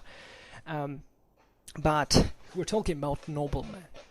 The majority of Celtic warriors were nothing but levies. That is to say, peasants who had now sedentarized from centuries. They were basically farmers. They didn't have that. They were surely at contact with the world, etc. But they hadn't much greater capabilities rather than raiding in warfare, for example. So their quality was lower. What made the difference, in fact, was having still this middle class that is probably the majority of the people, that is florid enough, that is stronger enough. This often corresponded to a lower social certification. So sometimes even in a lower political organization. That's why the Germans, for example, were probably more effective than the Celts for real, but the Romans defeat them anyway. And that's why, by the way, the Helvetians and the Belgians were so stronger, because they had still that kind of middle class of solidly equipped, motivated, enterprising warriors that could, and knew how to fight well, and to even have this higher degree of collective training, in fact, because obviously every unit, especially we know that in this time, that in Gaul there were even bands of mercenaries, that there was being this path towards the professionalization of warfare in some ways, but it was still at the beginning, right? And therefore it was difficult to find large bodies of trained troops in Gaul. So you could send lots of troops in, but this was absolutely no way, no certainty for success. If the Celts were, they even probably didn't have a common. There were several clans arriving individually on the battlefield, arranging themselves in the best way that they could find. If there wasn't a competent leader that had this greater consensus that could arrange even the battle plan, dispositions, etc., you don't have the effective quality of an army. You have just a rabble of warriors that maybe individually are capable of something, but all together they're just like a relatively weak mass of people who can't coordinate with each other. And the Romans are the exact opposite. The Romans have this solid, practiced and consolidated mechanism that is designed purely to slaughter people. I mean, to massacre humans, and that's what works, because that comes from, now in Roman history, from centuries of military practice. Caesar in this didn't quite contribute immensely to it. Actually, what he found into his hands, that's why I say that he was a politician led to war, is a military machine that already worked by itself. Nothing to do with Scipio, for example, under which the Roman army passes from a militia, a levy militia, into a professional army proper. Actually, Caesar already uses an army that is very highly trained, very well equipped, also in terms of with this technological and engineering capabilities, and already knows what to do. And you really have just to order them, and that's where also the commanding skill is manifested. And Caesar was definitely a great commander, but still there was this intrinsic difference that, however, was not enough to gain victory. It was not enough to gain victory. The Romans could easily lose the Gallic Wars, right? There were setbacks during the campaigns, and even the same Caesar, who said before, risked his life more than once, and came very close to defeat.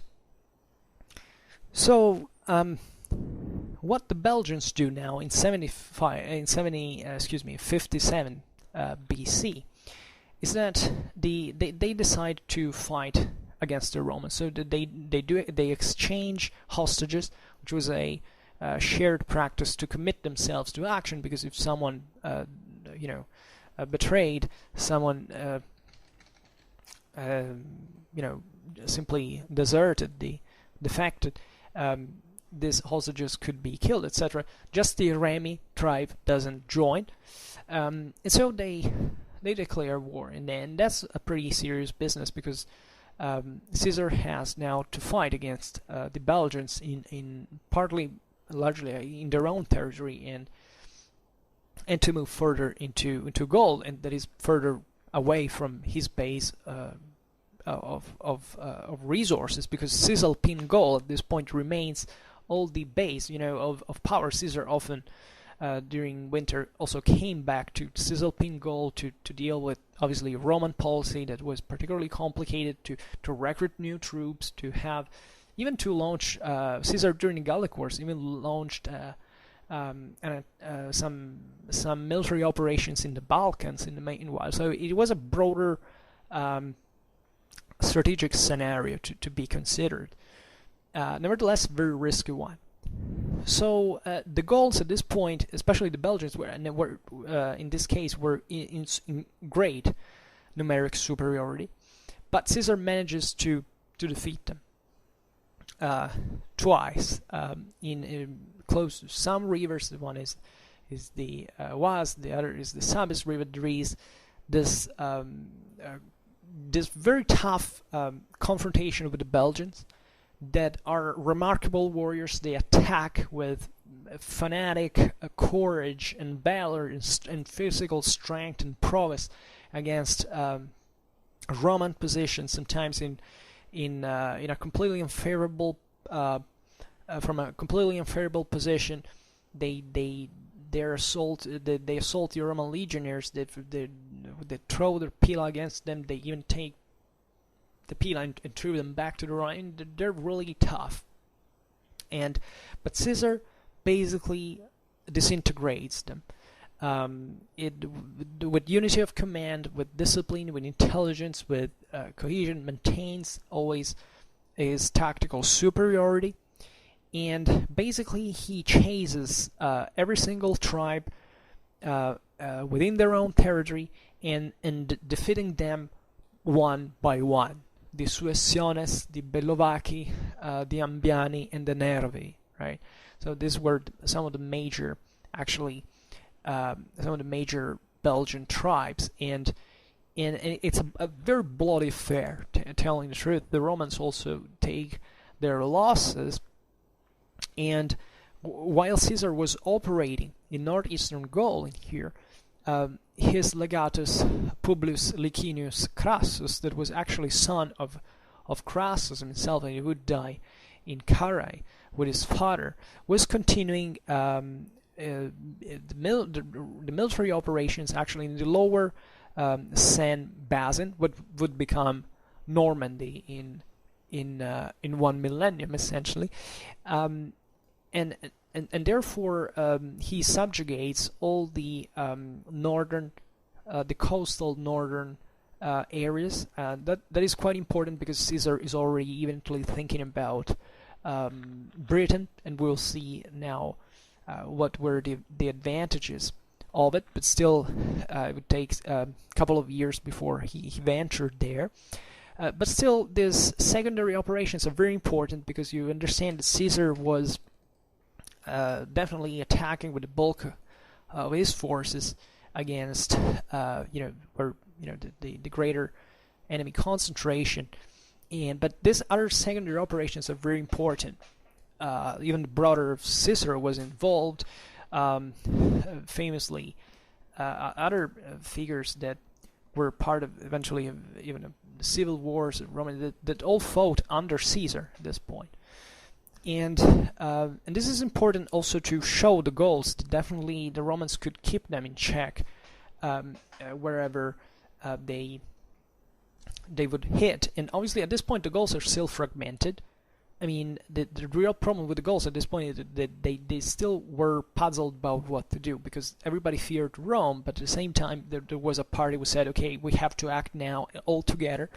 Eventually they will do it, but it will basically be too late at the end of the Gallic Wars. And for now it was just these individual tribes, including the fiercest ones and the most fiercely independent, like the Belgians, that rebel, right?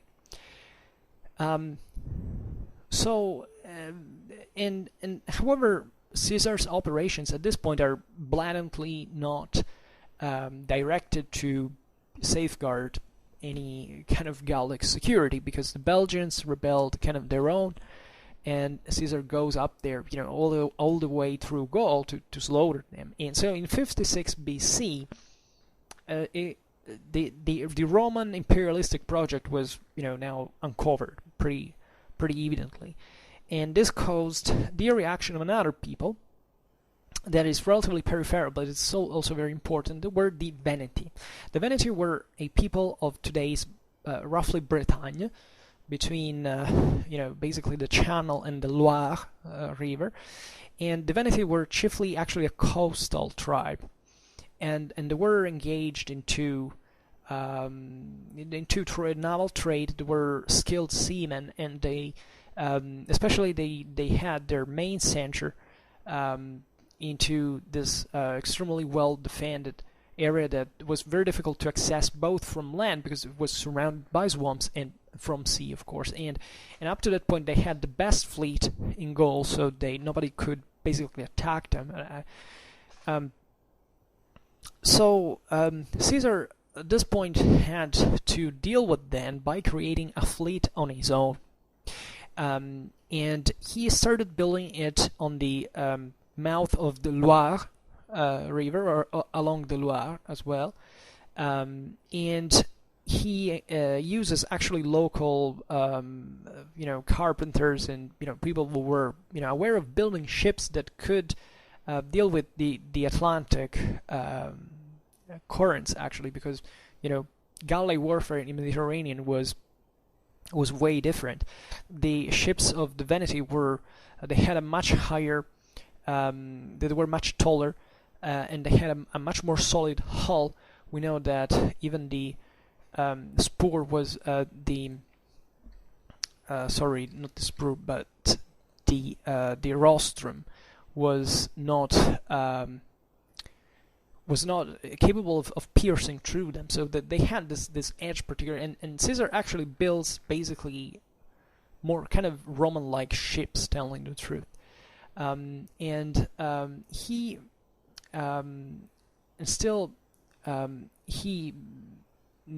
he finds this way, because he obviously understands he cannot really beat the Veneti in what they can do best. So he invents this mechanism that seemingly worked, in fact, that was to put some what I think the source calls like antennae, that there is some certain sort of antenna, in fact, that were used to cut the sail and the various ropes, the cordage of the Veneti ships, and he in fact engages them in sea. This was on the sea. Obviously, this was all coastal warfare, because even the Veneti ships obviously couldn't venture far into the Atlantic, and he manages to defeat them. This device basically was through which he cut the cordage was obviously provided with falxes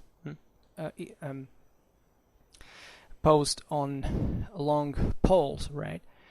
So basically the Romans are favored even by the wind that basically is non-existent, so the Romans manage to surround the enemy ships to take them out, and they cannot maneuver.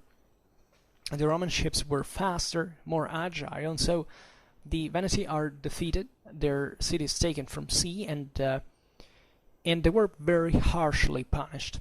This was also a very important feature throughout all the Gallic Wars. Slaughters, massive slaughters, against everybody who resisted, because sometimes this, by the way, was accompanied by, when these peoples rebelled, usually they also kind of slaughter even ambassadors, or maybe certain Roman civilians that were there alongside, like merchants, etc. And this was an insult, a very, even ambassadors were sacred, so there was a kind of even a divine infringement in there of divine law, those things that obviously was very hypocritical in many ways, because the Romans didn't do very different things, but that was still the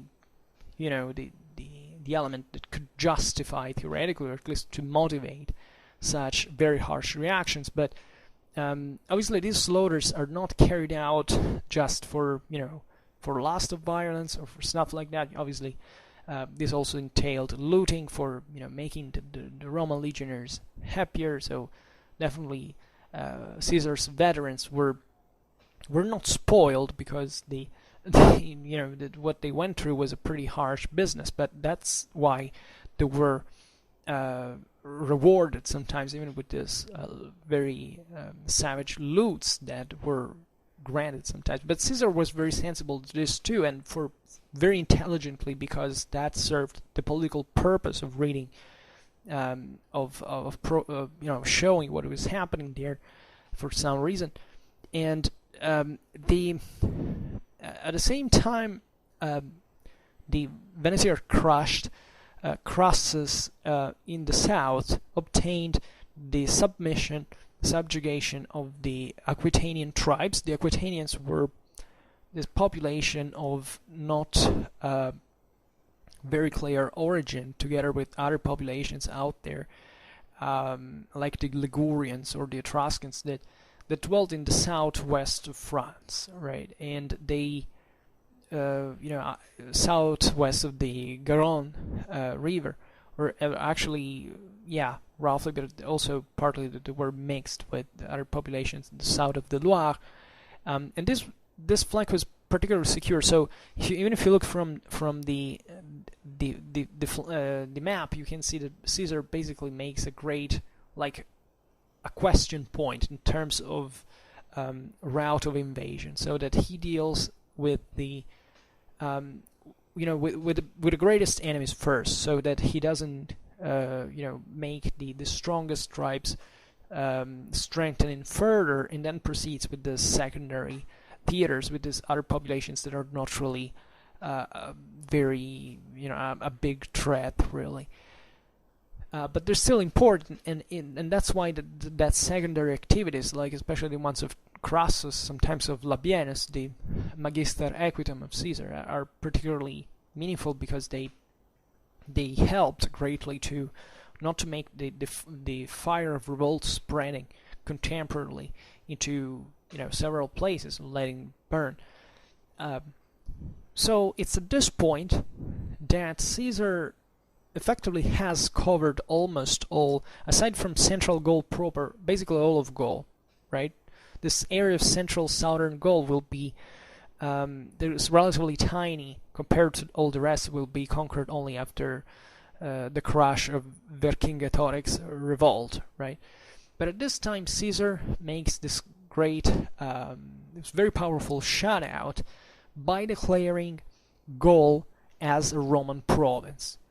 And therefore, now we haven't concentrated on the Roman political events, but obviously he posed the Senate in front of an accomplished fact, and sparking enormous enthusiasm among the plebs, among the people.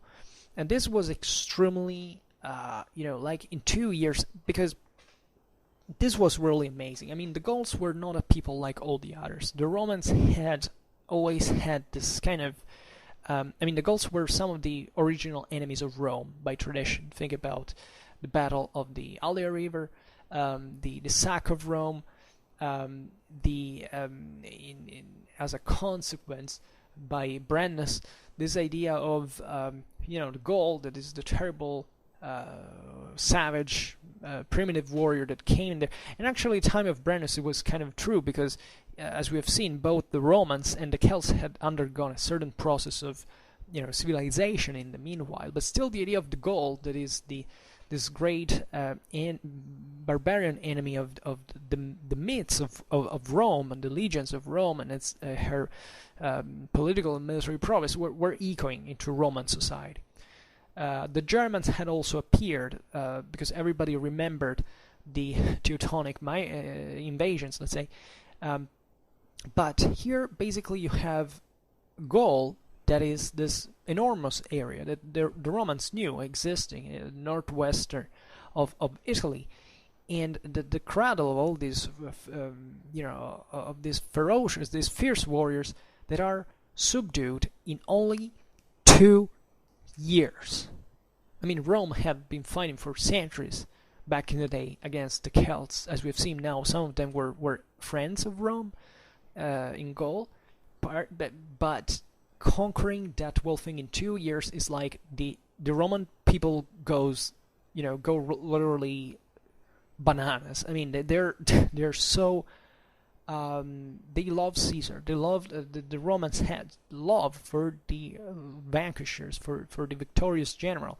That was a matter of religion, as we recalled at the beginning. Every people reasoned in the same exact way. He who wins is blessed by the gods and has this a right to rule. The Roman society had developed as a formally republican society. Obviously, at this point, the Roman society was incredibly stratified, so that there were just an extremely wealthy elite and a lot of poor people. It was still a kind of a middle class that somewhat worked, and also, in fact, drew benefit from the expansion of the Roman boundaries, like Caesar, as we were saying before, was doing for them. But sometimes the people now in the military victories is really so all what they could have, this great prestige of Rome, this name of Rome that could make all the peoples on earth tremble. And you have a guy that is incidentally a popularist, which in 2 years sees the whole Gaul. Now, this is we can't. It's extraordinary. It's something that we can barely understand in the exaltation, and that's why Caesar, in this sense, was so loved by the people eventually, and that played as an important macroscopic strategic datum in the clashes and during the Civil War, because Caesar's legacy had been built heavily on the base of his accomplishments in Gaul that remained legendary. I mean, during the Civil War also he accomplished a lot that is not less amazing actually, but Gaul was associated to those nightmares into the Roman, say, between the mythical and the historical past that now were finally crushed, ideally, right? And obviously reality was very different. Also because most of the Gauls that were in Gaul hadn't really done much against the Romans, but this was nevertheless an enormous, an event of epochal valor, and was recognized as such.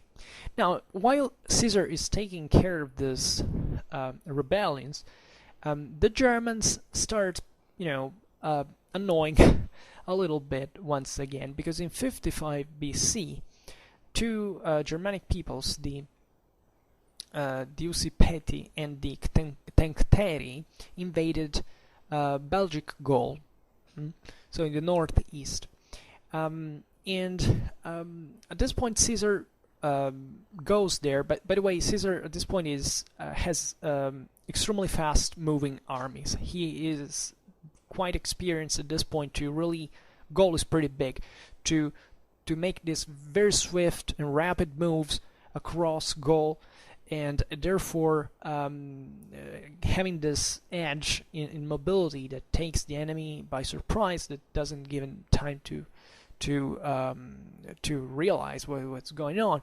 We have seen it many times that Caesar writes it himself that this Gallic armies or groups of were pretty slow compared to the Romans, also for passing natural borders, etc. So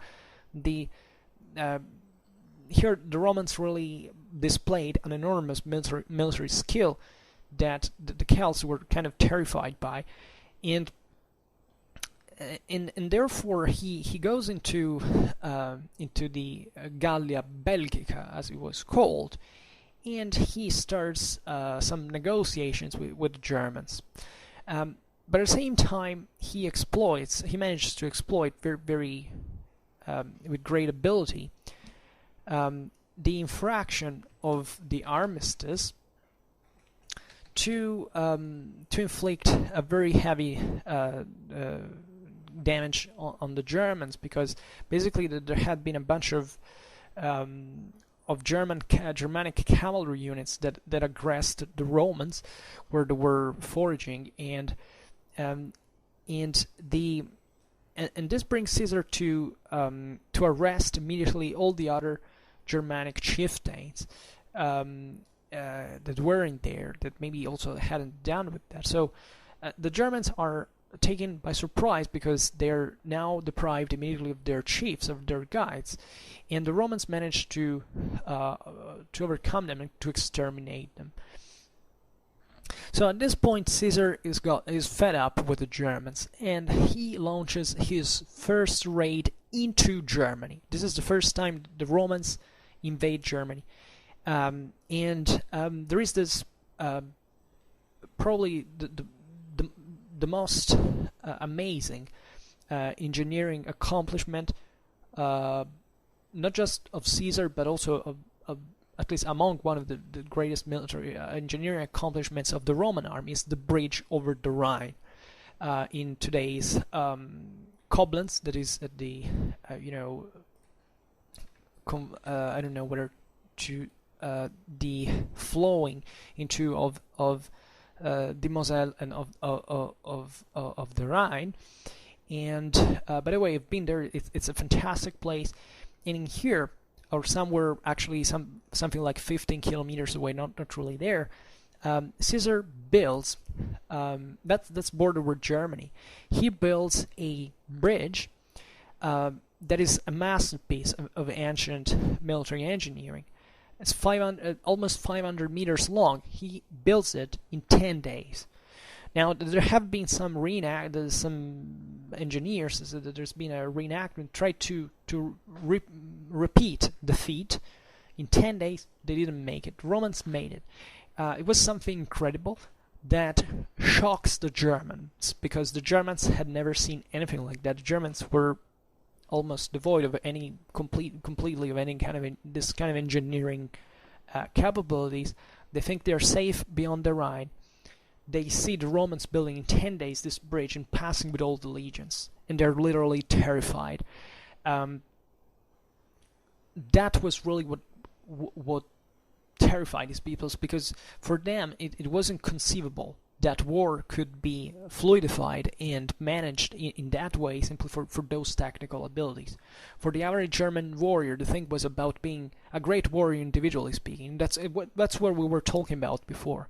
The idea that this primitive society is stuck to the idea that the individual value is all that counts, because objectively that's the only thing that you have.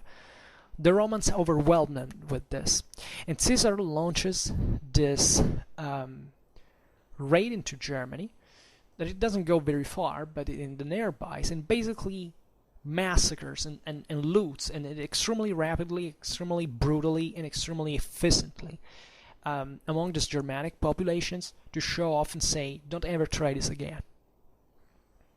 So we'll see it even with Britain, and with Germany again, because Caesar did it again in Germany. These operations were not aimed strategically at invading Germany or Britain. Caesar didn't care. He was busy in other things. The point here was a deterrent strategy. That is to say, look at what we can do. I mean, if Rome wants to step into your home, rape, pillage, and slaughter, Rome will do it. And you stay there. And you can't do anything about it. And this is something that literally freezes both the Germans and Britons eventually, and makes them extremely cautious about whatever they do, because they know that Rome can come back and do the thing that they did. And here the Romans really, the Romans weren't really at all gentle souls, like anyone in there for that matter. They all slaughtered, they all massacred. But when you have such means displayed like the Roman army had, that you would have never seen before in your life, when then you say, that's had a big effect. And that's what reveals all the extreme efficiency and skill of the Roman military machine. Caesar crosses back the Rhine, gets into Gaul once again, and that's been tough.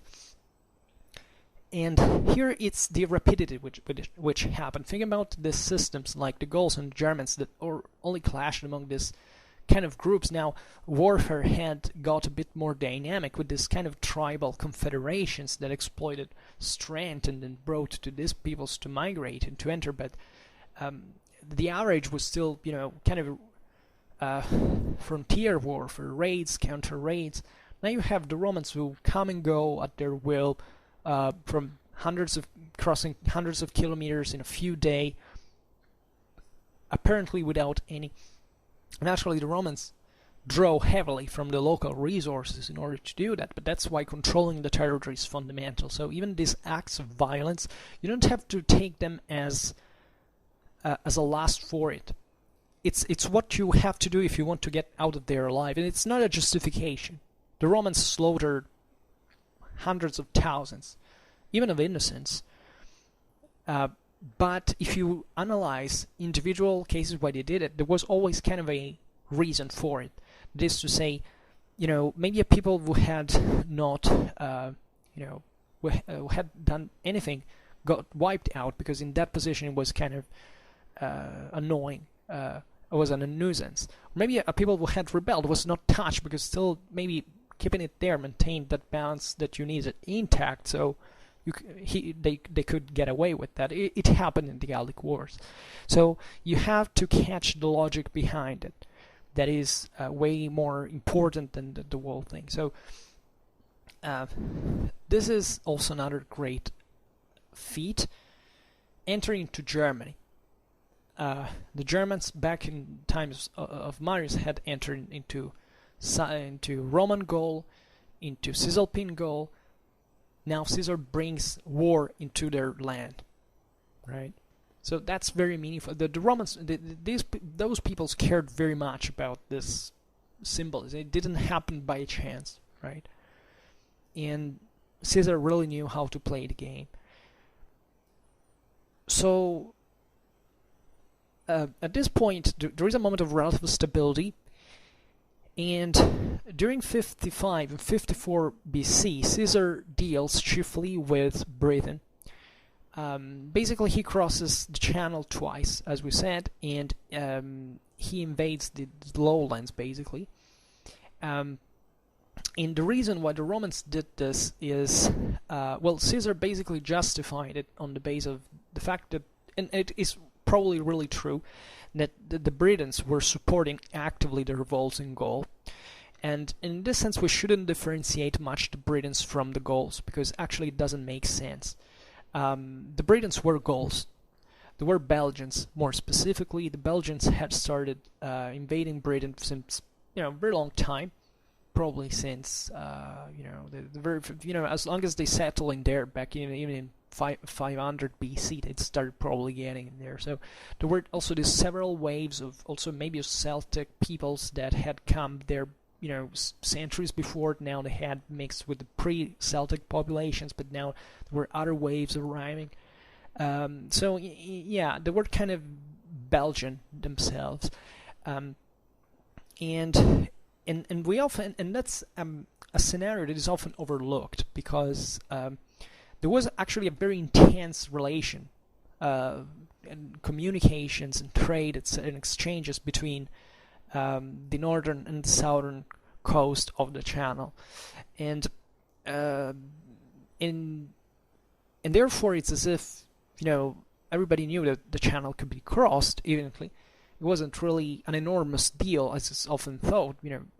These populations knew how to go by sea pretty effectively. So it's as if Britain had been linked to Gaul, and obviously it was an interest for the Britons to remain detached to try to not to, at this point, not to upset the Romans, because the first time Caesar arrives, he actually doesn't make a great breakthrough. But many Britons immediately say, okay, we don't want trouble.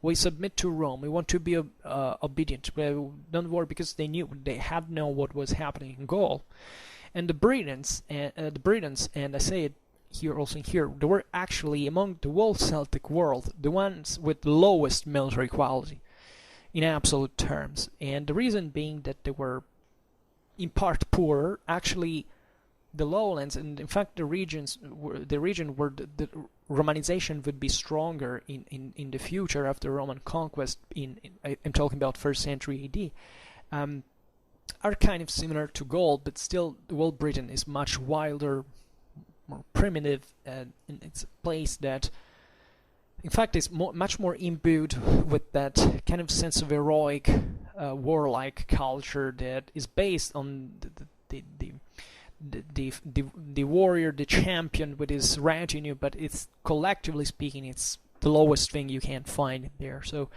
the Britons obviously are also capable of something. They actually try to avert the Roman invasion. By the way, the second one is really the biggest one, and they try to counter it even by not making the Roman lands. Then eventually the Romans find a beachhead, they break through the Britons, but Caesar never quite doesn't quite reach even in there the control of Britain, because simply it was not his objective. Many people say, well, Caesar didn't make it to conquer Britain because Britain, well, he didn't need to, he didn't want to, he just wanted to go out there. By the way, consider that even what geographical knowledge was pretty loose at this time, and I think the Romans knew about Ireland, for example. They thought that was part of Britain, actually. The idea was also scouting. Caesar, even before the first expedition, sends out scouts to understand how he was there, to get the political balance, all this stuff. And it's evident that the Britons know much more about Caesar than Caesar knows about them, because obviously what was happening in Gaul was the biggest news around there. But the reason why the Romans are interested in Britain was a sort of fairy tale land, or at least maybe fairy tales is not really great, because there was nothing about fairy tale in. It was this fabulous land, imaginary. Say, Britain was famous especially for the wealth in metals, chiefly tin and lead, that the Carthaginians had reached Britain since the Phoenicians, actually even before the foundation of Carthage, to buy that stuff. Because, by the way, the Romans at this point have a much more, even with hydraulic mining and all this, they have the ability even to say, okay, if we go there, we can extract these metals way faster than these guys are doing, because they don't have still the technology, or at least they don't have the means to do it on a regular base, at least much more than we do.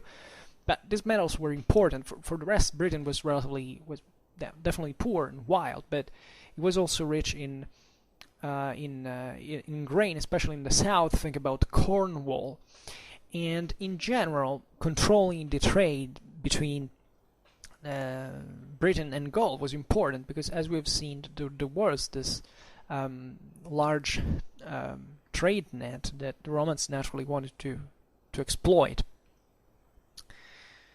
So, but also in here, and Caesar, as I was saying before, is accusing the Britons of having backed, especially the Veneti, in fact, that they were controlling part of this naval trade, this maritime trade. Excuse me, I drink a little bit before we go on.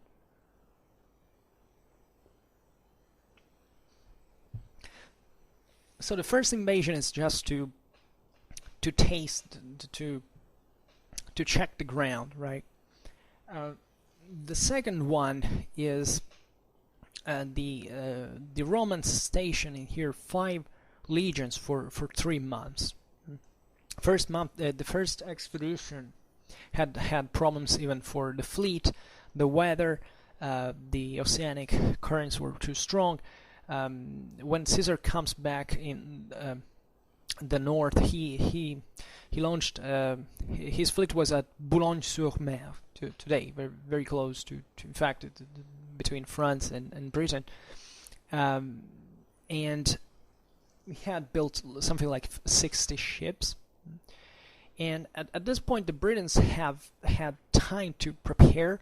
So they, as we were saying before, they met the Romans with their forces and they harassed them. There is this chieftain, Cassivellaunus, that leads the resistance against the invaders. But even if there were clashes with alternate fortune, at the end, Cassivellaunus is obliged to give up, and he formally, declared himself subject of Rome. But Caesar could not and would not occupy this extremely remote territory. I mean, Britain was, for example, in mythology, in the Greek and the Roman world, was a place that was so far at the outskirts of the world. Not even gods had ever set foot in there.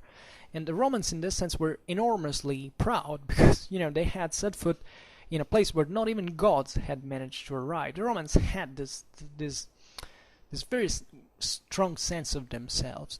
Always remember that after the Jews, the Romans are really the people in history that really believed the most in their in being a chosen people, the chosen people of the gods, right?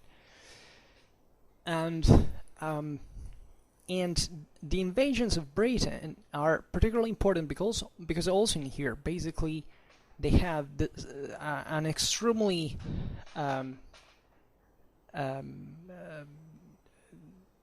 effect on the island that remains basically a client of Rome up to Augustan times or beyond, and that in fact when this system broke, eventually the Romans decided to reinvade it under Claudius, but also Augustus had thought about this, but Caesar basically had maintained this system intact, for which the Britons feared so much Roman intervention that they tried to remain calm, not to do anything that could annoy Rome, and that in fact arrives, as we just said, when things get complicated. Rome just wanted these peoples to be relatively at peace. They usually chose one tribe to have this larger, let's say, regulatory role, this kind of policing role, and the others follow. Then certain things happen for which the situation is messed up, then Rome intervenes, militarily speaking, and sometimes,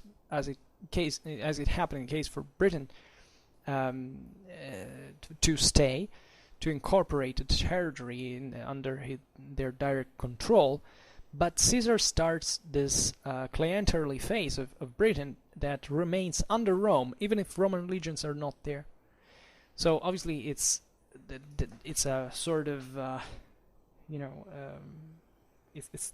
Britons are still autonomous in this sense, but they realize that the Romans can arrive pretty easily. So this also tells you how small that world was, and it's not absolutely conceivable that, you think that the Britons could hope to resist the Romans, even, the Roman invasion of Britain under Claudius was embarrassingly, easy.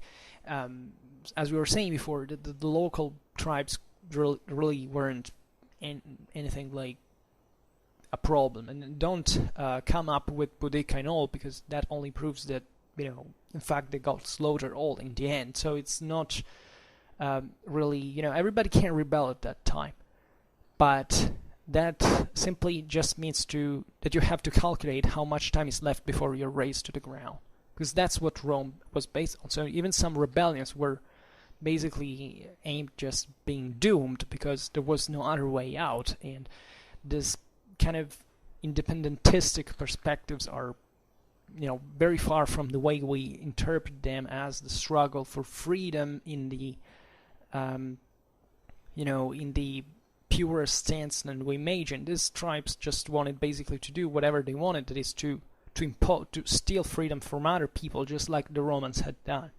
So that's what freedom was used for, and therefore that's also why it's so ridiculous to take sides, because here these peoples had homogeneously the same interest to conquer others, and there was no other political horizon at the time. That was the norm for every single people. So depicting the Romans as those who wanted basically just to oppress and to slaughter and to conquer is, ways that didn't do that exactly. Said, well, these tribes were kind of free there.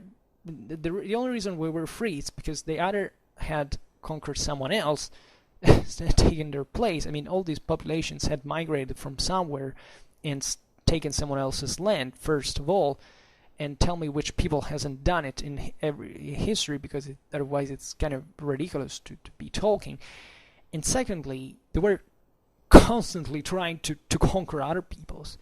This all practiced slavery that came principally from this warfare, the continuous warfare they were engaged in. So the reason why those tribes were there is that they couldn't be greater than tribes, right? And the Romans were an empire. That's the only difference, and because they could afford to be an empire.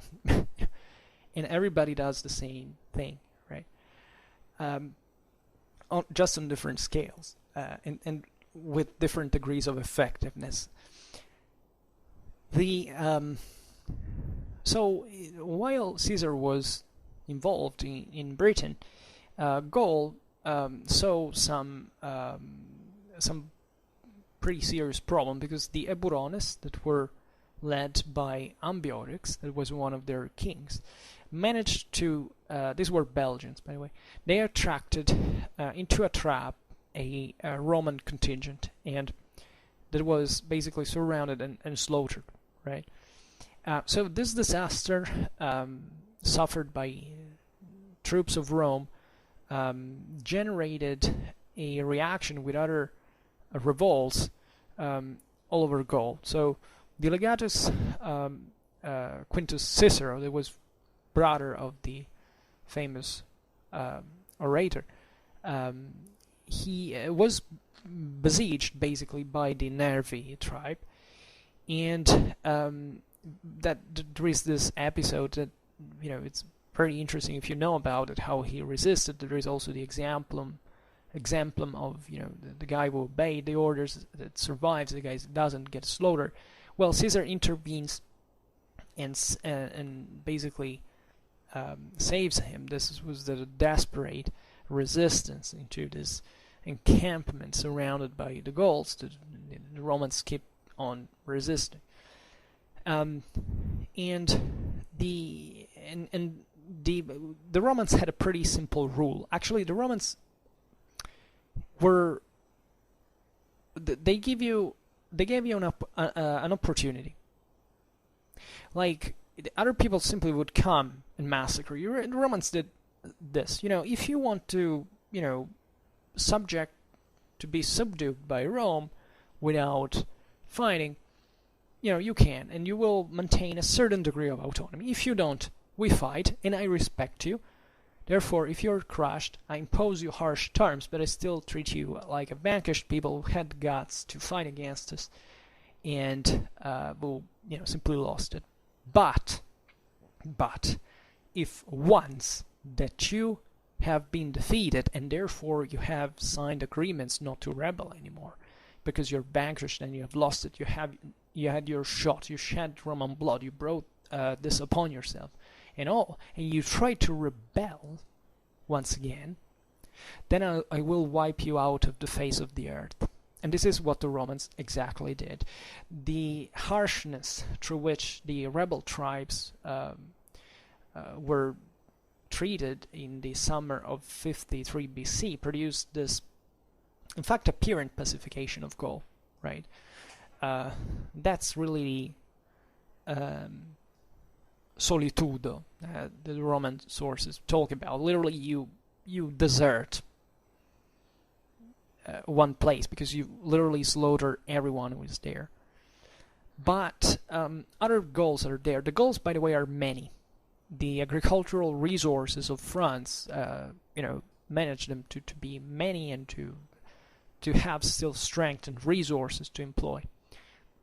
So at this point, it's evident that after 5 years of warfare, the Romans have no other aim but to complete the conquest of all Gaul. And the party that was pro peace with the Romans, also because some of their elites were, you know, tied to the Republic, they had gotten maybe their place thanks to it, because the Romans had backed their leadership among their people, etc. Were, however, now you know, being deeply shaken because they had seen what the Romans were doing, and that they would have not gotten out there. So at this point, there is a widespread, at least consensus among all the Gauls that it's the time to take arms against Rome. And there had been desperate debates about this. There had been some Gauls who had advocated to rise all together against the Romans because the Gauls were many, as we said, and they could actually even defeat the Romans. But those petty differences between the various tribes, the jealousies, etc., had always brought this possibility to be frustrated. Vercingetorix, Arvernian prince, he leads this revolt against Rome. Now, if you wonder, Vercingetorix, as any other name that you find out there in Celtic, among these chieftains, is not the real name of the guy. Vercingetorix simply means Vercingetus Rex, which means great king of the soldiers. Ver means great, Rex is like in Latin Rex, that is king. Cingetos means the soldiers. That tells you, by the way, how close Celtic it actually is in language to Latin. Instead of stressing the differences between those two peoples, we should actually see how similar they were in practice. We don't know how Vercingetorix was called for real, but he passed to history for with his name for his very valorous, actually, command of the revolt against the Romans. It took a lot of guts, definitely. You could be sure if you were in this sense a chieftain, you took arms against Rome, you would be annihilated. Individually, because the Romans could not tolerate this. They could show mercy on someone, but not on the military leader, at least usually. And Caesar is, just bear in mind that we know all this stuff from Caesar, basically. We don't have the Gauls speaking, but sometimes Caesar also naturally presents the Gallic perspective. And Caesar is, we haven't concentrated on this, but it's extremely important. Caesar was a man gifted with an extreme sensitivity. You said, but he slaughtered million. Yes. Why can't you be a sensitive person and slaughtering people? I don't know why. That's normal. It's plenty of examples. Caesar had an extreme intelligence. Was an extremely talented, intelligent, imaginative man. He perfectly understood what the Gauls were thinking. He was talking about them to the Romans. We should erase the perspective that Caesar was somehow just a crude bastard that didn't give a fuck about these guys. Obviously, he didn't. What did he care? He was a Roman. He was a Roman magistrate, a magistrate of Rome, a commander of Rome that was expanding Roman glory. And what is greater than that from the Roman perspective? Of course, he didn't care, but he cared about these populations politically speaking. He knew what they were thinking. He heard what they were telling him. Caesar was constantly surrounded by Gauls that were talking with him, were asking him, he was dealing with them. And he presents us this picture of the Gauls as a tormented people. They know what their situation is. He shows the reasons why the Gauls were fighting against him. That's extraordinary. First of all, he presents in the commentary the face of Gaul, in the sense now threatened by the Germans, divided, having this problem. So Caesar's aim was to show, look at these guys. They're not brutes. They're not brutes. They are kind of civilized. These are compatible with us. We need to integrate them in our system. Rome can afford this. Rome has to give a balance to these peoples. That was he wanted to present. And that's the reason why Vercingetorix Rex is represented in the Bello Gallico as the most virtuous figure. He has dignity. He is a valor, dangerous. He is a courageous and worthy enemy. He's the truest, most dangerous foe Caesar meets into the Bello Gallico. And he really was, by the way, because at this point the Gauls have really also gotten a pretty solid strategic awareness of what is going on. I mean, there are many. They are still large in part in arms, or at least they can't raise against the Romans. Caesar has relatively few legions. He is obviously, by conquering Gaul, has largely expanded his base of power. He has new legions, he recruits, and definitely he draws his resources from Gaul. But the Gauls are many, and there are many more than Caesar. So, and the Gauls know at this point that in open field they have little chance against the Romans. They have to wear them out. They have to carry out a scorched land strategy. They have to harass the resources. They identify the Roman Schwerpunkt into the Roman legionaries that are this formidable machine. And if you logorate the legions, you can weaken the enemy, the Roman power, until you can basically shatter it with mere numbers. So that's what Vercingetorix starts to do. He understands that very quickly, and he avoids contact. And Caesar at this point is in deep trouble. He understands that. He writes it. That's the extraordinary intelligence of Caesar. He shows us how that war is. He explains us what the problems were. He needs food, supplies, because the Gauls are burning everything around his army. He needs to forage, and the Gauls prevent him to do. So that's the real problem. You can have the best, the greatest military machine the world have ever seen up to that point, but those guys still need to be fed. They still need resources. If you don't have them, you can knock them out.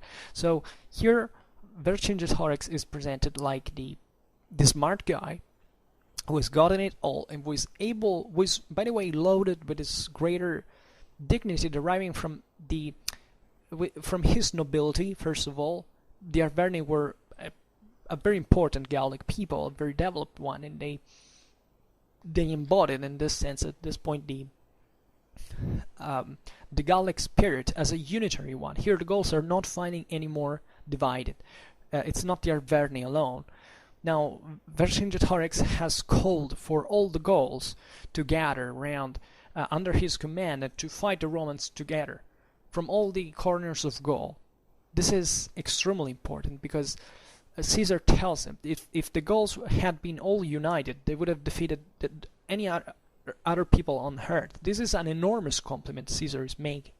Remember the Roman perspective, the one that said, we have to think, that Rome is destined to conquer the world. Here, Caesar tells that the Gauls can do basically the same, but he knows he won't do them. Why? Because obviously the gods are not from their side. The Romans are more virtuous, and they will get it to the end, and you can't get that without having proven it. That was the important thing to do. But Vercingetorix and his Gauls are a worthy enemy now, and they're extremely dangerous. So the revolt actually breaks out while Caesar was in Cisalpine Gaul at the beginning of the 52 BC. And the revolt began with the massacre of the Roman garrison at Cenabum, that is today's Orléans. Very important center. Cenabum was the religious center of Gaul. It was this great council that attracted of druids that attracted Celts from all over the Celtic world. Was a very important center, religious center. So this was a symbol around which to gather, where to start the revolt from, right? So it was the place that the Romans had desecrated with their military presence, where the Gauls had to restart from for regaining their freedom. And this insurrection at this point is extremely effective. Really spreads far and wide among the Celtic populations of Gaul. And Caesar at this point freaks out, rightfully, because he is being caught by surprise. They have been smart. By the way, consider that this was also all a game of spies, of information, counter-information. So the Gauls had managed to do this in spite of Roman control. And therefore Caesar makes this extremely rapid march through the Cevennes that was still snowy. By the way, Caesar is regarded in military history as someone of the greatest marchers of all in all military history. He made some marches, sometimes like once he had his troops that were adequately lightened in equipment, something like 80 kilometers in a day, back and forth with a fight in the middle. So that gives you the dimension, even how much the Romans were trained to do certain things, and that's something that would exhaust you in a way that think about post-traumatic stress, both physically and psychologically. That must be devastating. But always bear in mind that the average legionary training equated to a real fight. I mean, soldiers were, if they had been through Roman training, that they had basically already seen through most of what it was really about. It was almost a torture in its, being a Roman legionary wasn't definitely a very pleasant affair, but once you got the essentials, you could really do your job well, and that's what Caesar won the wars with. So Caesar runs literally with to catch by surprise the Arverni, because he understands that if he attacks them in their own territory, they can annihilate them rapidly, and together with all the rebellion. So he basically reaches the bulk of his legions, and he invades Arvernian territory in the very center of Gaul.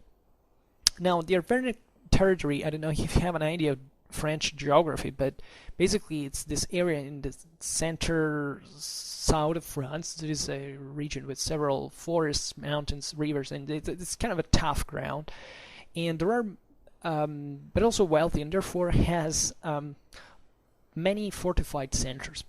And it's like a chain. And Caesar thinks that now if he manages to seize just one of these centers, all the others will basically surrender. So he besieges the oppidum of Avaricum, that would be today's Bourges, in the territory of the Bituriges, in fact, which Bourges takes its name from. And at this point, Vercingetorix is following, actually. He doesn't engage him. There is some skirmishing, of course. The Gallic cavalry harasses constantly a Roman army. That's the real problem. Here is the importance of cavalry. Celtic cavalry was not much important tactically at this point. Caesar had defeated them simply by giving some Germanic mercenaries the Roman horses, and the German cavalry usually crashes the Celtic one. So the Germanic horsemen were very important from the Gallic Wars onwards. Even Augustus will always have his Germanic bodyguards already. It's all, the Germans enter immediately as mercenaries into the Roman army.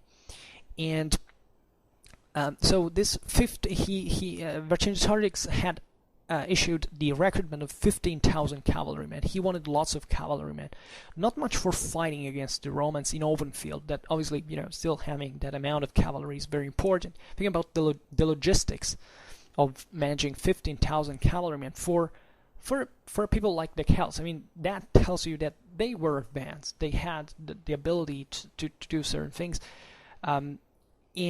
But the problem that with cavalry, you could harass the Romans. You could send them, infinite numbers of cavalry to raid, to pillage, to burn, to deprive the Romans from their supplies, to harass their supply lines, especially now that they were deep into enemy territory, into the same Arvernian lands, right? So Vercingetorix doesn't engage Caesar into Avaricum, and the siege of Avaricum is very tough. It's basically Alesia is it's where they risk the most, but Avaricum was really tough even for the Romans. They have to build to create these ramps to assault the city because it's well entrenched. The positions of this Celtic oppida are very, very well chosen, obviously, and when there is this scene. It was dramatic with this extremely tiring situation where the legionnaires have to build this fortification, this siege machinery under fire, and the enemies harass them with attacks and all. And these legionnaires are tired. The weather sucks. It's terrible to stay there. And Caesar tells them, if you want, we can give up. And all the legionnaires says, we will never give up because we are under Caesar. Caesar has become a hero to these men. He has led them for these 8 years of their lives into this foreign land, crushing enemy after enemy. They believe in him like a father, and Caesar is sure that they will never let him down. And that's why he writes into the Bello Gallico as look at Caesar is very humble in this sense. Obviously, he's not humble because he's kind of an egoistic figure. He has, given you have to have an ego if you have to do certain things in that context in Roman politics and military. But he's relatively humble because he writes in third person, and he makes this indirect references to his greatness. These soldiers that are even offered by his commander to, if it is too hard, we can't go away if you want. And the legionnaires say no. That's the great thing. And Avaricum is also a very famous name because the Romans managed to storm the Oppidum, and they indulged into a massacre of 40,000 people, including civilians. Nobody spared. Children, women, all massacred. The Oppidum is looted, and this thing is big. It echoed in Rome. Obviously, in Rome there was the anti-Caesarian party that obviously was looking upon, especially now, because now the tension in Rome between the triumvirates was actually only 2 of them had remained, because the year before Crassus had died at Battle of Carrhae, and now it was all Caesar, Caesar versus Pompey. And obviously all the Pompeians in Rome were looking upon this Gallic revolt as the way, okay, we can get rid of Caesar finally. Then maybe we will complete the job ourselves, because that would have happened seriously. And news of this massacre were used to show also the Romans, look at what Caesar does. He has slaughtered even innocents, etc. And Caesar is, as always, extremely smart. And he writes explicitly in his diary, in his commentary, that this massacre has been an horrible thing. He doesn't deny it. He writes that. He writes that the legionnaires massacred, that there was a terrible bloodshed. But at the same time, he raises a doubt about this all, because just remember always what his aim was to show in Rome what happened. These peoples were without a guide. They weren't understanding what was going on. This thing had gone out of reach. Caesar says that this slaughter was excess himself. But at the same time, he's saying, look at these guys. They're fighting for their freedom, and they're honorable. The Romans looked upon peoples who existed, who fought for their freedom, with great admiration, always, even if they were enemies. So in here there is Caesar's nobility in his honesty, in his straightforwardness, and noticing this too. And obviously, if you read that passage, you get all the frustration of this rebellion that basically risked to throw away 6 years of campaign. Now, before I said 8, well, the war wasn't over yet. 6 years that had been so great for Rome herself. And this rebellion was, the Romans really loathed rebels, as you know. The penalty for rebellion was crucifixion. It was an infamous crime. But these are still here. So there is this sense of, like, it's not that really didn't have a choice, but this happened, and we have to deal now with the problem, because there is no space for half measures. So this is a Roman victory. Avaricum is a Roman victory, but then Caesar marches forward south in the heart of the Arvernian lands at Gergovia, or Gergovia if you want, that is close to today's Clermont-Ferrand, and here Caesar is defeated by Vercingetorix. Basically, the battle, so sort of an ambush. I mean, there was a counterattack from the Gauls that Caesar did not expect, and the Romans actually managed to pull out of there relatively orderly, but also because the Arvernians do not push on. And because and many people say, why didn't Vercingetorix did that? Well, probably he was rightfully cautious about the capabilities of the Roman army. I mean, they had showed enough flexibility to retreat in order, but that was a moment in which, especially given the numbers and the ratio they're involved in, especially the state of the Roman legions, that at the point they were exhausted, Vercingetorix could have pushed on and destroyed Caesar, even taking him prisoner, killing him, who knows, but it didn't happen. So that was a defeat of Caesar. And it was a pretty bloody affair as well, and as we said before, it was very important for the Romans in Gaul to preserve their human resources proper. That is, the number of legionaries was not infinite. In the Battle of Gergovia reinvigorates the Gallic rebellion. At this point, the whole thing is seriously messed up. The Gauls have raised all in arms, and Caesar have a few options now. The difficulties had been increased for the Romans because 4 legions had been detached under the guide of Titus Labienus at Lutetia. That would be today's Paris. And Labienus was the cavalry commander of Caesar, as we remember before. He's also a very famous figure. That tells you that actually the Romans had pretty damn talented cavalry commanders, and they proved that throughout all their history, actually. And Labienus was in fact was a very accomplished soldier at this point, and he manages to obtain the submission of the local tribes, subjection of local tribes, and he manages to bring the army back to Caesar.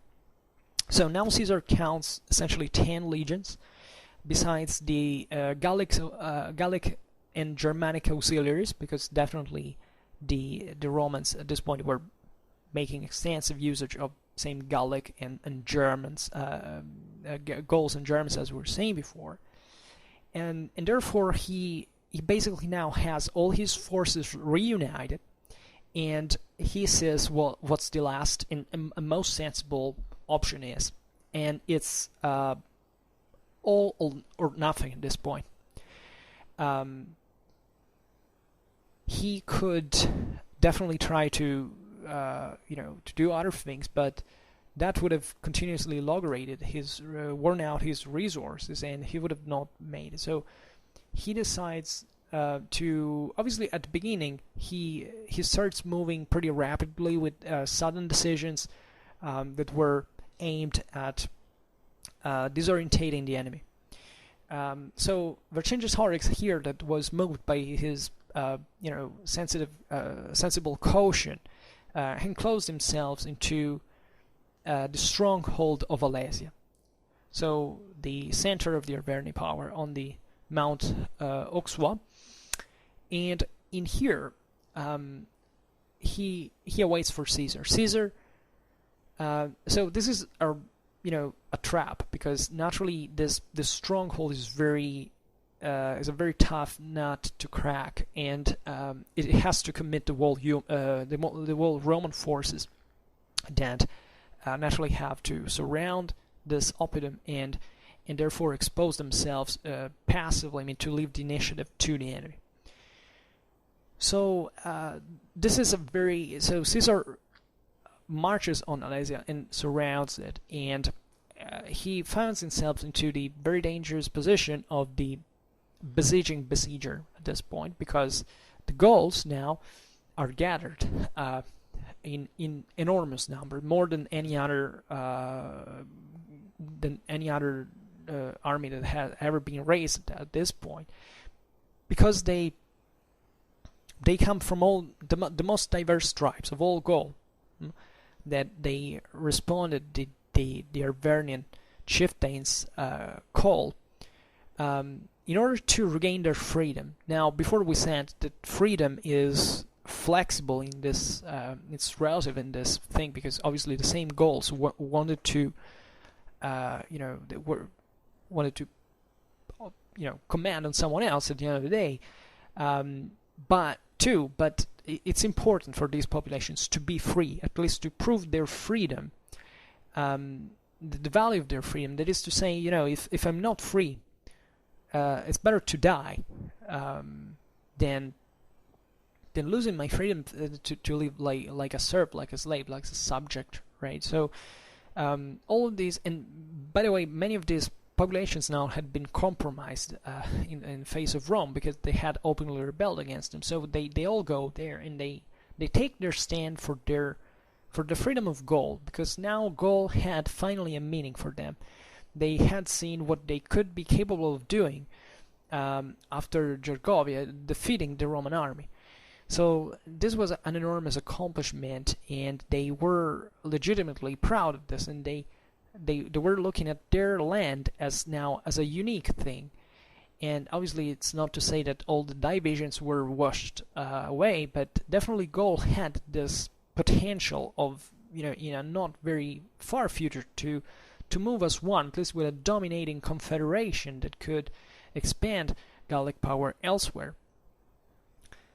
Even so, this was their last stand, because they knew that if Alesia had fallen, Caesar would have annihilated Vercingetorix, would have basically seized the core of the Arvernian lands, and that was like the last free territory that had not seen major devastations up to that point. And the only one who could lead at that point the revolt, at least in the most important one. So the siege of Alesia now, it's particularly famous, something you can read a lot about. I will definitely make a video on it one day. The idea is that Caesar now entrenches himself in turn around the city with an incredibly powerful line of fortifications on both sides, that is against the Gauls in Alesia, so not to make them come out, because otherwise that's not how a siege can go on, but also outwards towards the coming Gauls. So the Gauls now have only one option, that is to break through to relieve the siege, and to try to basically they have surrounded Caesar at that point. So if they defeat them, it's over. Right, so, and the legionnaires know them, and Caesar obviously knows that, and it's the same number is impressive. It's really a huge amount of Gauls. We're talking about tens of thousands at least, and just think about even the means, the commitment that was needed to bring all of those men together. So the Gauls assault. The Gauls have this fierce military ethos that they have to attack, that they have to prove their value face to face. The Romans have showed them the most treacherous way of war that is based on sheer pragmatism and lucidity, and they want to prove that their true ways, that their glory stands in the way they can't do better. They assault the enemy, the Roman fortifications, and it's an extremely bloody encounter. Basically, they managed to break through the enemy fortifications, and Caesar, together with Labienus, manages to contain the enemies from the breach, and he engaged. But Caesar fought in first line alongside his men. He was a man of extraordinary courage. He risked his life in this sense, and with extreme difficulty he manages to contain the enemy, and also with the Germanic cavalry, and he manages to catch them from the rear by exiting from another side of the fortifications and to rout them in. So the Gauls basically launch several attacks at this point, but they see that they can't make it through. Their army is enormous. It can't last for long on the field. Think about the resources. It costs too much. The Gauls try to get frustrated. They start to give way. They start to abandon the siege of the Roman fortifications. At this point, the Gallic forces melt away, and Alesia has no way whatsoever to resist anymore. So at this point there is the famous surrender of Vercingetorix to Caesar. It's a very, if you want, surely dramatic but also moving moment in which Vercingetorix is fully aware of his fate, of his destiny. At this point he is basically nothing to put on the plate. He has to accept the surrender, but he asks very nobly for Caesar to spare his people. That is very and Caesar agrees, and therefore Vercingetorix surrenders. He gets out of this of Alesia. That, by the way, people inside were starving. They were eating rats and other stuff. Disgusting, as you can imagine. And he surrenders in front of Caesar, and there are all these beautiful pictorial representations of that. And surrendering, giving your sword, giving your insignia is it's difficult for us. I mean, in a world where you even find people who burn the flag of their own country, you understand how deeply secularized and modernized we are. In those times, rendering your insignia meant to render the very soul, the very freedom, the very existence of your own people in someone else's hand. It must have been way more than dying physically. Probably one of the greatest prices to pay in absolute terms for a warrior in Gaul of the 1st century BC. It must have been really tearing your heart apart. And obviously the slavery that ensued, and the massacres that ensued also in the rest of Gaul, because we will see now it wasn't really over. Caesar would fight for another 2 years, basically crushing with extreme violence. I want to emphasize especially the extreme here. Extreme violence. Everybody who had opposed. He really wanted to cut everything out, and he did it. But this was the end of Gallic independence, definitely. And the siege of Alesia obviously is also this enormous tribute to Roman military engineering. They had placed all these ditches and traps and towers and guards, and they showed the Gauls what Rome was capable of doing in terms of technique, of military ability, etc. And Vercingetorix famously was taken prisoner, of course, and kept as such until 46 BC. So he lived on painfully too long, I would say, for a man of his rank and nobility and honor and pride. And he, in 46 BC, the hero of Gallic liberty was freedom. He was showed in triumph by Caesar in Rome. So that was the big thing and was the real thing. And just think about the design. I think that Caesar was actually very sorry for him, because we don't have to think that, in fact, a man like Caesar was insensitive to such things. He deeply was. and a short afterwards, however, he had at least the mercy to be killed. Actually, he was killed in prison. He was strangled as he was practiced, and that's the very miserable end of such an important figure as a great, valorous, valiant warrior. So, as we were saying before, between 51 and 50 BC, Caesar basically, crushed the last revolts that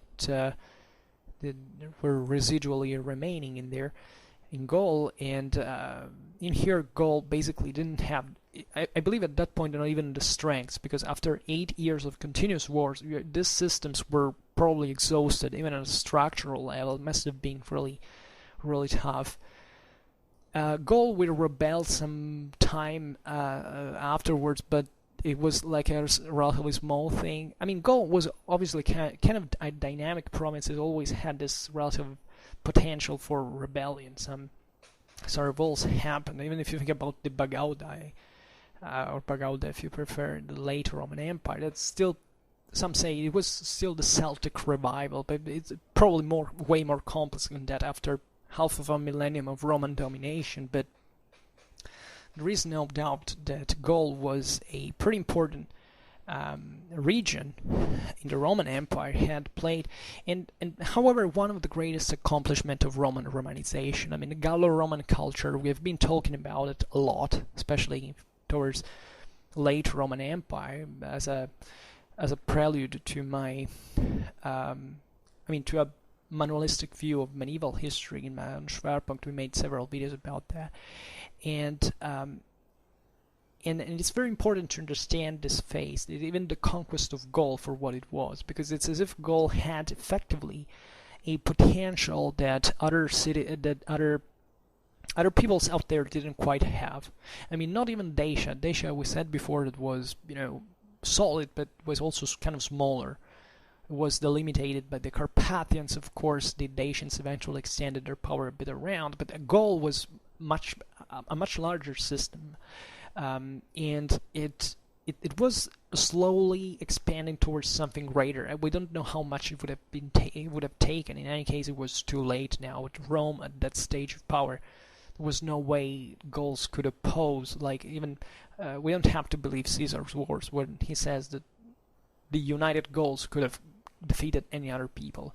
The economical and demographic ratios were highly unfavorable to the Gauls compared to Rome, that at this point was the really incredible thing that was happening out there by any standard, because nobody had ever seen anything like that, and Caesar's legions proved that on the field, pretty harshly, as harshly war can do, and it was definitely a traumatic episode. I mean, obviously this was remembered. In fact, Caesar went on to remain basically the symbol of the empire, even if he didn't live enough to accomplish what Augustus did, and also Augustus was very different from his great uncle. We'll have to explain this later, but Caesar embodied, however, the glory of Rome in this sense, and this is thanks naturally to Augustan propaganda, to Caesarian propaganda. But Caesar was the symbol of a Rome that, in fact, Augustus took the next step it was the end of the Republic that Caesar contributed himself to finish, actually, but to finish off at that point, it was already in necrosis, to be honest. But that still embodied this great, valiant glory of the commander that had managed to bring to Rome, under Rome, the wall Gaul, and with this extraordinary memory that we have of it, from the Bello Gallico and the great capability, I think, of a Roman like him to see the role of Rome in the world out there. I mean, before Caesar, before his commentari, you don't have such a deep and reasoned and let's say openly conceived idea that Rome has to have that role towards those Central European populations. There is something in Caesar that reveals a great farsightedness that naturally, as we were saying, he wasn't able to fully transfer into Roman political affairs because he also had his faults, and Caesarism was probably not an answer to what the Republic had come to, but the conquest of Gaul was an important step for the expansion of the Roman Empire, and the understanding that it was true, Caesar was right, the Gauls were ready to be absorbed by Rome, they were ready to participate, the Gallo-Roman aristocracies were crucial for the solidity of the empire for many centuries to come. And therefore, I mean, there is so much to tell about this episode. Today we just sketched it like this, we outlined a little, but we will have to come to talk about it because it's more than important. It's something that this still has, I can't say it has a world meaningfulness because naturally, it obviously changed the world forever, but it's not so central as other, also broader dynamics, but it's still something that I believe needs to be told because it's a great example of cultural intelligence. It's the ability of it's a story of two peoples. Here there are the Romans and there are the Gauls. There are also the Germans, interestingly enough. And Caesar ethnographical models will be will be followed even by other authors. But it's the ability of understanding the other, and war shows you how that crudely that can happen. But at the same time, it shows you how many things are possible that you couldn't believe they were. And in spite of the hundreds of thousands, some say 1 million Gauls killed, still Gaul lived on. This is also the greatness of the story. Other peoples were wiped out by the Romans, and this also has to be perhaps explained better. But there was a work of civilization that it's obviously very difficult to read through and through all the violence and the imposition. As I say at the beginning of the video, the general approach is here is the guy, the invader versus the freedom fighters or something like that. It's not like that, and you can't effectively understand what the Romans accomplished if you don't understand how much that depended on the Gauls themselves. And that tells you a lot even about our own society. And Caesar wanted us to know that the Gauls had lost it because they were essentially a shattered society. They were divided, they were unruly, they were against each other, were not cooperative. So they had a huge potential that they wasted, and in the process they lost their freedom. And this poses great questions about, it's naturally way deeper than this, but I think it kind of renders the idea. But we will have to naturally talk about this again and again and again, because it's one of my favorite topics, even from a strictly military historical point of view. Naturally, I will talk a lot about the single battles, the single thing. I will have to do it soon, but also I would like to put the accent, especially from a strictly military and strategical point of view, that the Bello Gallico is perhaps the best manual of counter-insurgency that you can ever find. I mean, if you take a map of Gaul and you study it, if you study the commentari, the Bello Gallico on that map, you understand really how to conquer and control a territory. Here, the great problem for Caesar was not conquering Gaul. We've seen it. It managed it in a couple of years, actually. The problem was maintaining it. And reading it really makes you understand a lot. It's a masterpiece of counterinsurrection, really. And that made school in part, because the Romans, obviously, at that point, it's not that they needed to be told about certain things, but that's basically what they do also elsewhere. There are many other examples in Roman military history. Controlling an empire was immense, actually. Okay, so this was long, I get it, but I think it was deserved. I didn't get tired today talking. Pretty happy about having finally addressed this topic. And maybe I regret a bit at the beginning. I spent too much time giving premises about but I think they were important. Or better, it's not that I regret that, but the fact of being so straightforward towards certain ideological positions. But really, on this channel, this is not about having sympathies or anything. We tell the history for what we can understand it. I personally don't have any ideological move. Here you said that I was throughout the whole video, I praised and despised both the Romans and the Gauls. I don't have any partisan affiliation. And I like to be objective, because this is history that is actually relatively easy to learn, because it's not that there is so much to know about it.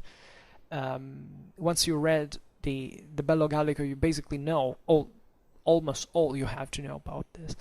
But the importance is not to flip history. You have to study history to get a perspective of it.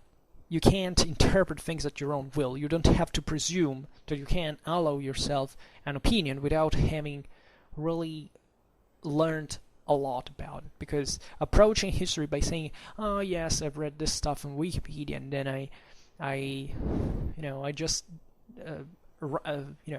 put myself high as a great moral judge of peoples who lived 2,000 years ago, because I know better and I'm better. Well, that's simply childish, and it's something that I would sensibly ask anyone that behaves like this to avoid, if anything for himself, because it's quite ridiculous, frankly, and it causes problems. Because fortunately, we live in a world where history and historiography is something sensibly advanced and refined. So you could at least make the effort to check first before. But after all, I'm sure I do plenty of mistakes, let's say. Whatever. So for now, I would say it's enough, and I hope that you enjoyed this video. If you did, please share it. Otherwise, leave a like or subscribe to my channel if you're interested in my upcoming contents. And for now, I thank you heartily for listening to me. I wish you a nice time and see you next time. Bye.